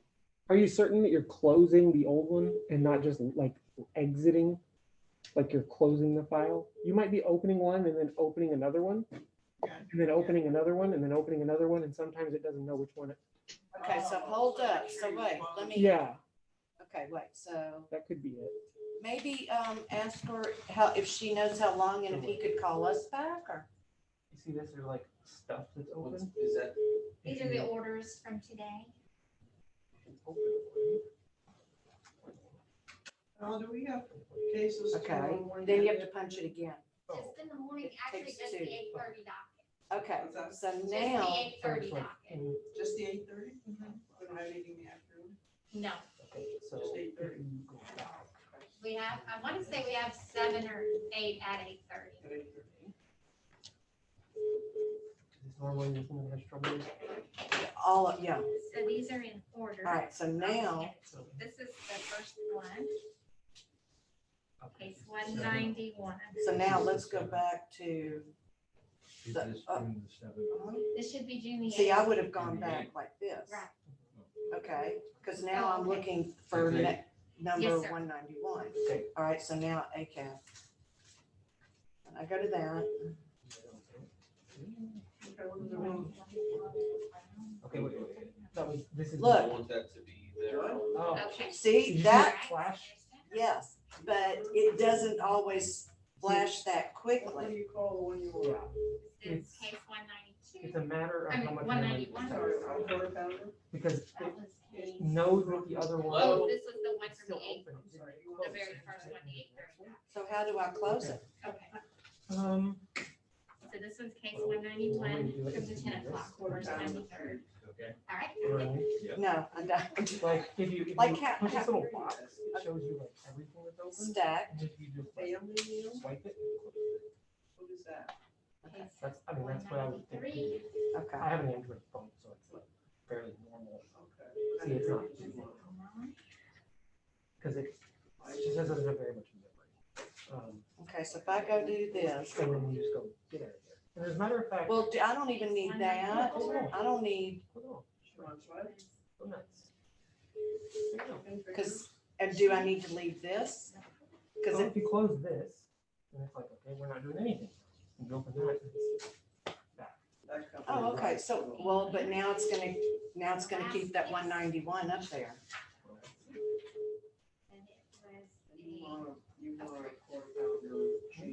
No, this is all one.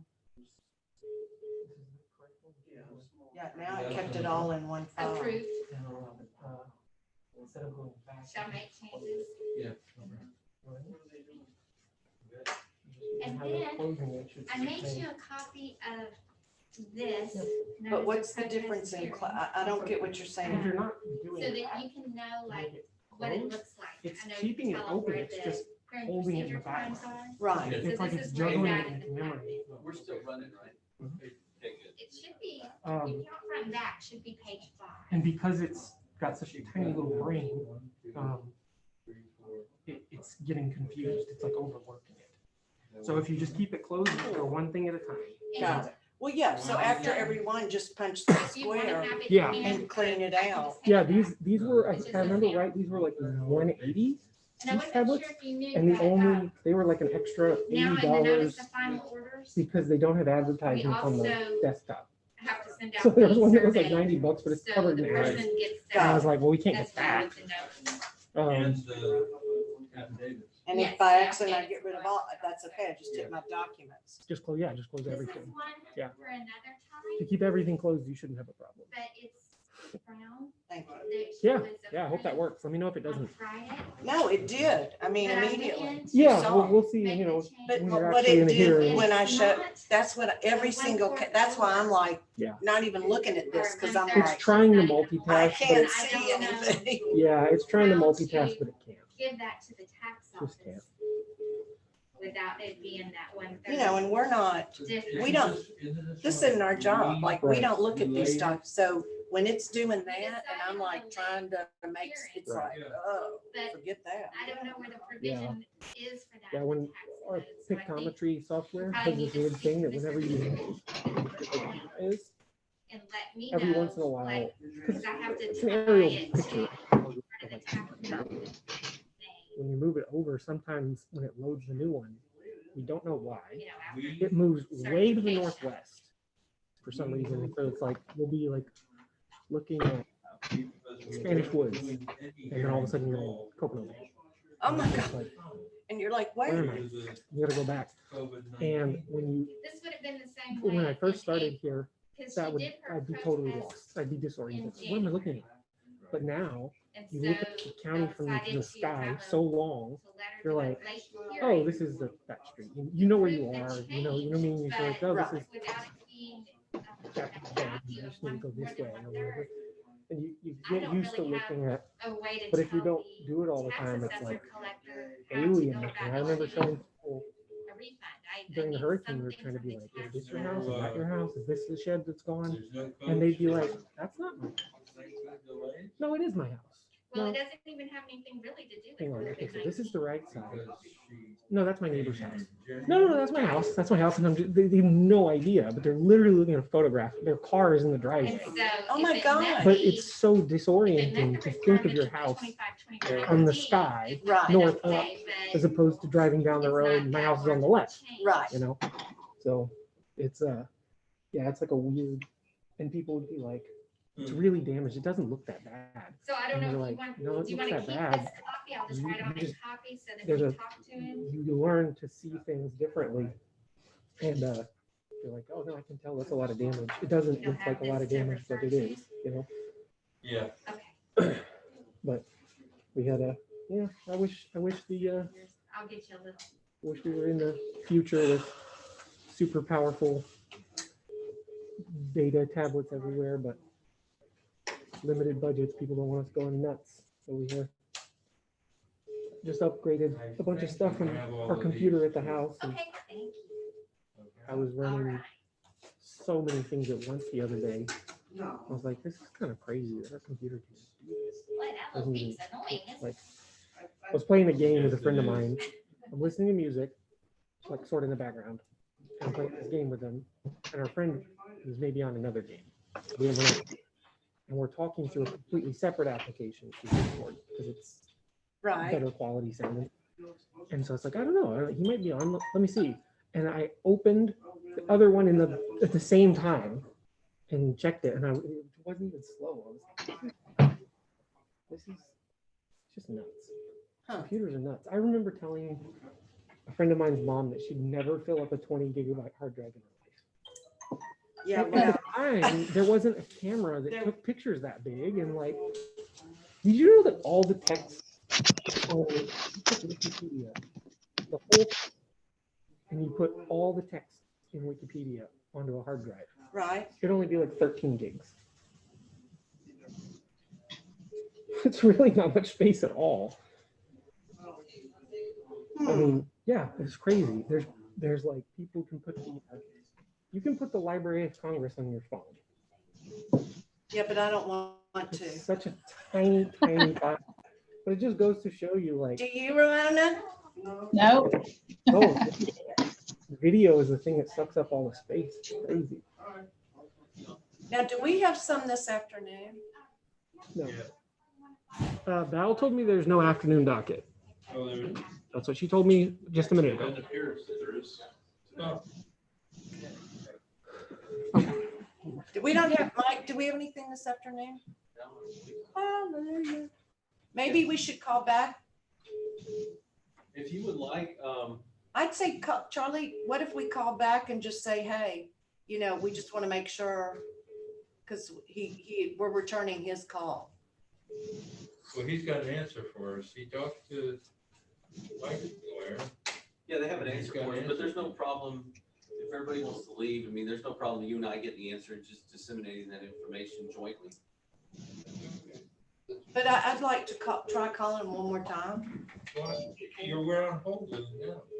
I know, but she hadn't come back on, so I kind of feel like we may have been forgotten. You, No, I don't you, think we've been forgotten. you like when the waitress comes by and asks you how your meal is? questions for Sure. How's everything doing? Is it good? You like it? It drives me crazy. information. You don't, so when you're eating a meal, you don't like people to come up. Nope. So how do they know when you need more to drink? Cups empty. Or So you're okay with them walking by and kind of looking down in your glass? yeah, but Okay. like whenever they're like, how's everything? How's it going? Blah blah blah. Are you hearing this, Ramona? yes, I am. Sale price. Yep. Basically. Of course, I'm the same way. I don't like a lot of people hanging around me. Right, it's Yeah. kind of like, we're talking not to you, so Yeah, goodbye. exactly. You know, This market Yep. value, that's what you've got on the tax roll. right? Market value is what we got on the tax. Okay, just want to be sure I'm seeing it. And the ratio, the overall ratio is what they grade us by right here at the state level. Yeah. Okay, so are you valuing pretty close to, a sales price? And in this case, that would become low, right? That's correct. Okay. I think the first time I showed up here, you said you like to hit 90, 95%, something like They that. have to be, overall the weighted ratio. 105 to Yeah. 90%. Okay. Hey, Val. So when you look at the overall ratio, Ramona, you wanted to talk go about? all the way. I think she's talking to her on the phone. Yeah, yeah. Okay. Whatever way is good for you, just let me know. I mean, I can go put them in the mailbox if you want. We're still on hold, and that's why I thought, I said, Okay. just try calling him one more time. Yeah. He sent, Please, and he it's- I'll do some, I'll put it right back there. Also, I was gonna ask you tomorrow morning, how do I get, are you gonna email me? The lawyer had the answer for us. So we're just waiting for him. Oh, to yeah. get another call. Throughout that and whole pick up our ratio. phone and tell All them right, what that that's answer cool. is. Just comparable. I think so too. Yes, so far. All All right. Thank you. We're still recording and Ramona is still connected to us. If you look at it, then 93.73. Is anybody watching it? For key electron. In theory, they could be, but they are not. But if they are, I mean, so what? Right. While we're, You kind of have to use like what's the logic here, what's the logic there? Right. Just not talking about a specific property, just generalities, just, that's what we're trying to do. Well, while we're waiting, we made a mistake last week. Do you remember the $8,000 we took off of one lady's thing? Well, we don't have a code to put that under because it didn't qualify for a 25-25. It wasn't a 25-25. No, the request came in January and we allowed it to be delayed and delayed and delayed because of COVID-19, and Val doesn't have a way to code it. Again, this is something I'm not gonna be able to answer this for you, but, the way I understand it is the property owner was granted a late hearing. Right. It wasn't really 25-25, it was a 25-25. So you're just gonna have to look at all the evidence. I can't tell you what to do. You're gonna have to get with Skip and hand him all this stuff and say, this Hey, is. Charlie. Hey, Hey. we got the Hey, whole hey. group is here. Well, I wanna compliment Mike. He has one hell of a smart lawyer. Yes, I do. Because there is a real phenomena that has occurred here this morning, and that is two lawyers agree with each other. Yay!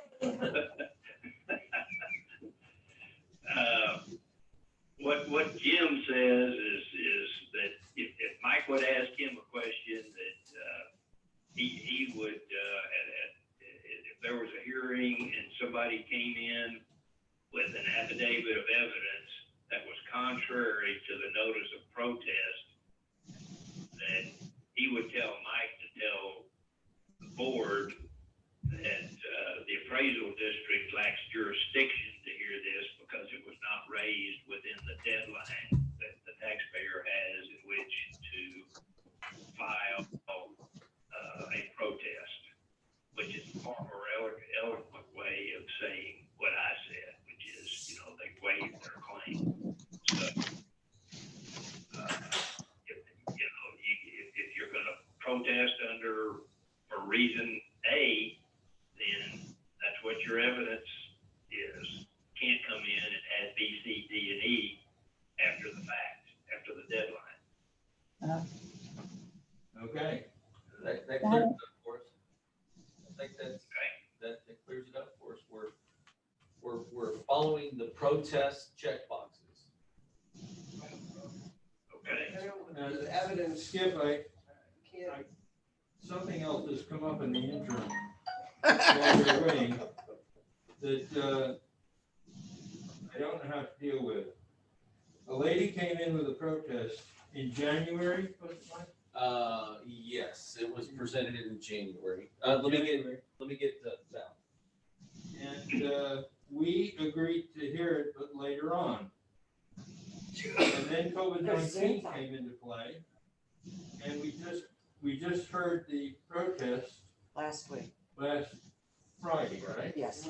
On Friday last week. And this did not amount to a 25-25 because the amount of change was not that significant, but we did offer up an $8,000 reduction, right? Because is it because she hadn't checked that box?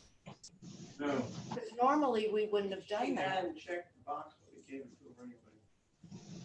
She hadn't checked I believe she hadn't checked the equity box. Is that correct? She sent it a letter, so it was just based on the letter that she had sent. And the letter said, I forget her instant. Was she the one with the husband who was in the hospital and he almost died, and then he was in the hospital for a long time? Right. And she'd never done the bills, didn't know the finances or how to do any of this. Then she opened the letter. So she did not mark on there that it was a 25-25 because that isn't what she was even trying to do. She was just trying to get a hearing because she had been so out of it because her husband had been so deathly ill. And we granted it. $8,000 reduction, but the amount of the reduction does not qualify under the 25-25 rules.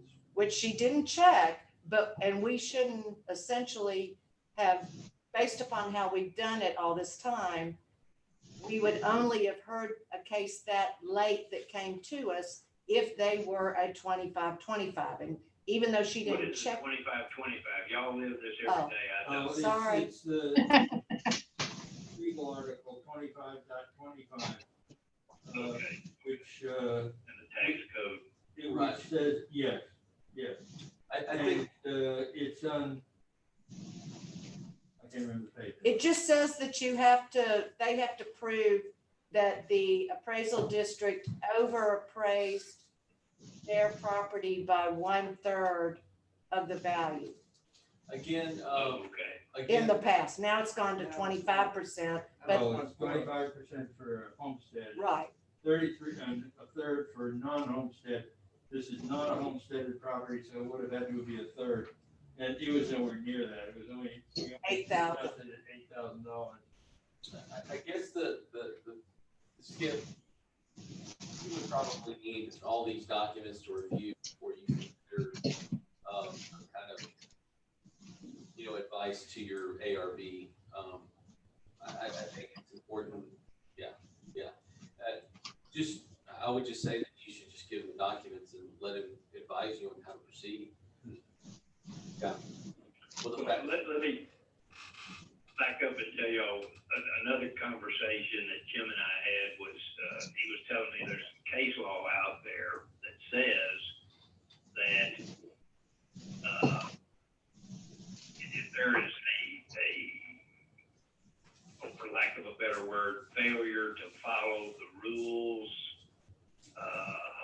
with regard to the checking the boxes, that it can be ruled upon by consent of the parties. In other words, let's say, for instance, that, and going back to our original question, that they checked incorrect appraised value as the grounds for the protest, but when you come to the affidavit, they check the value is unequal compared to other properties. If you go ahead and have the hearing and rule, and then somebody wants to complain, there's case law out there that says everybody's waived their rights because they've tried that issue by consent. So that's something to keep in mind for future reference. If Mike doesn't say to the board, you don't have jurisdiction, then y'all go ahead and hear it and then make a ruling, then you're going to be hard put to come back and say it doesn't count. And it sounds to me like that may apply in this second scenario y'all are talking about. Yeah, I think The problem is we apparently don't know how to code something like that where we did something that was probably not right. Yeah, let's not mix and mingle the two issues. Thank you for the counsel. I'm glad that you and Jim got the first question answered. This other thing should be just asked, answered. We should just give you the documents I'll forward you. and you'll get a chance to look at it and get a chance to advise your board. Okay? Okay, sure. Okay, and you're gonna send here to Skip.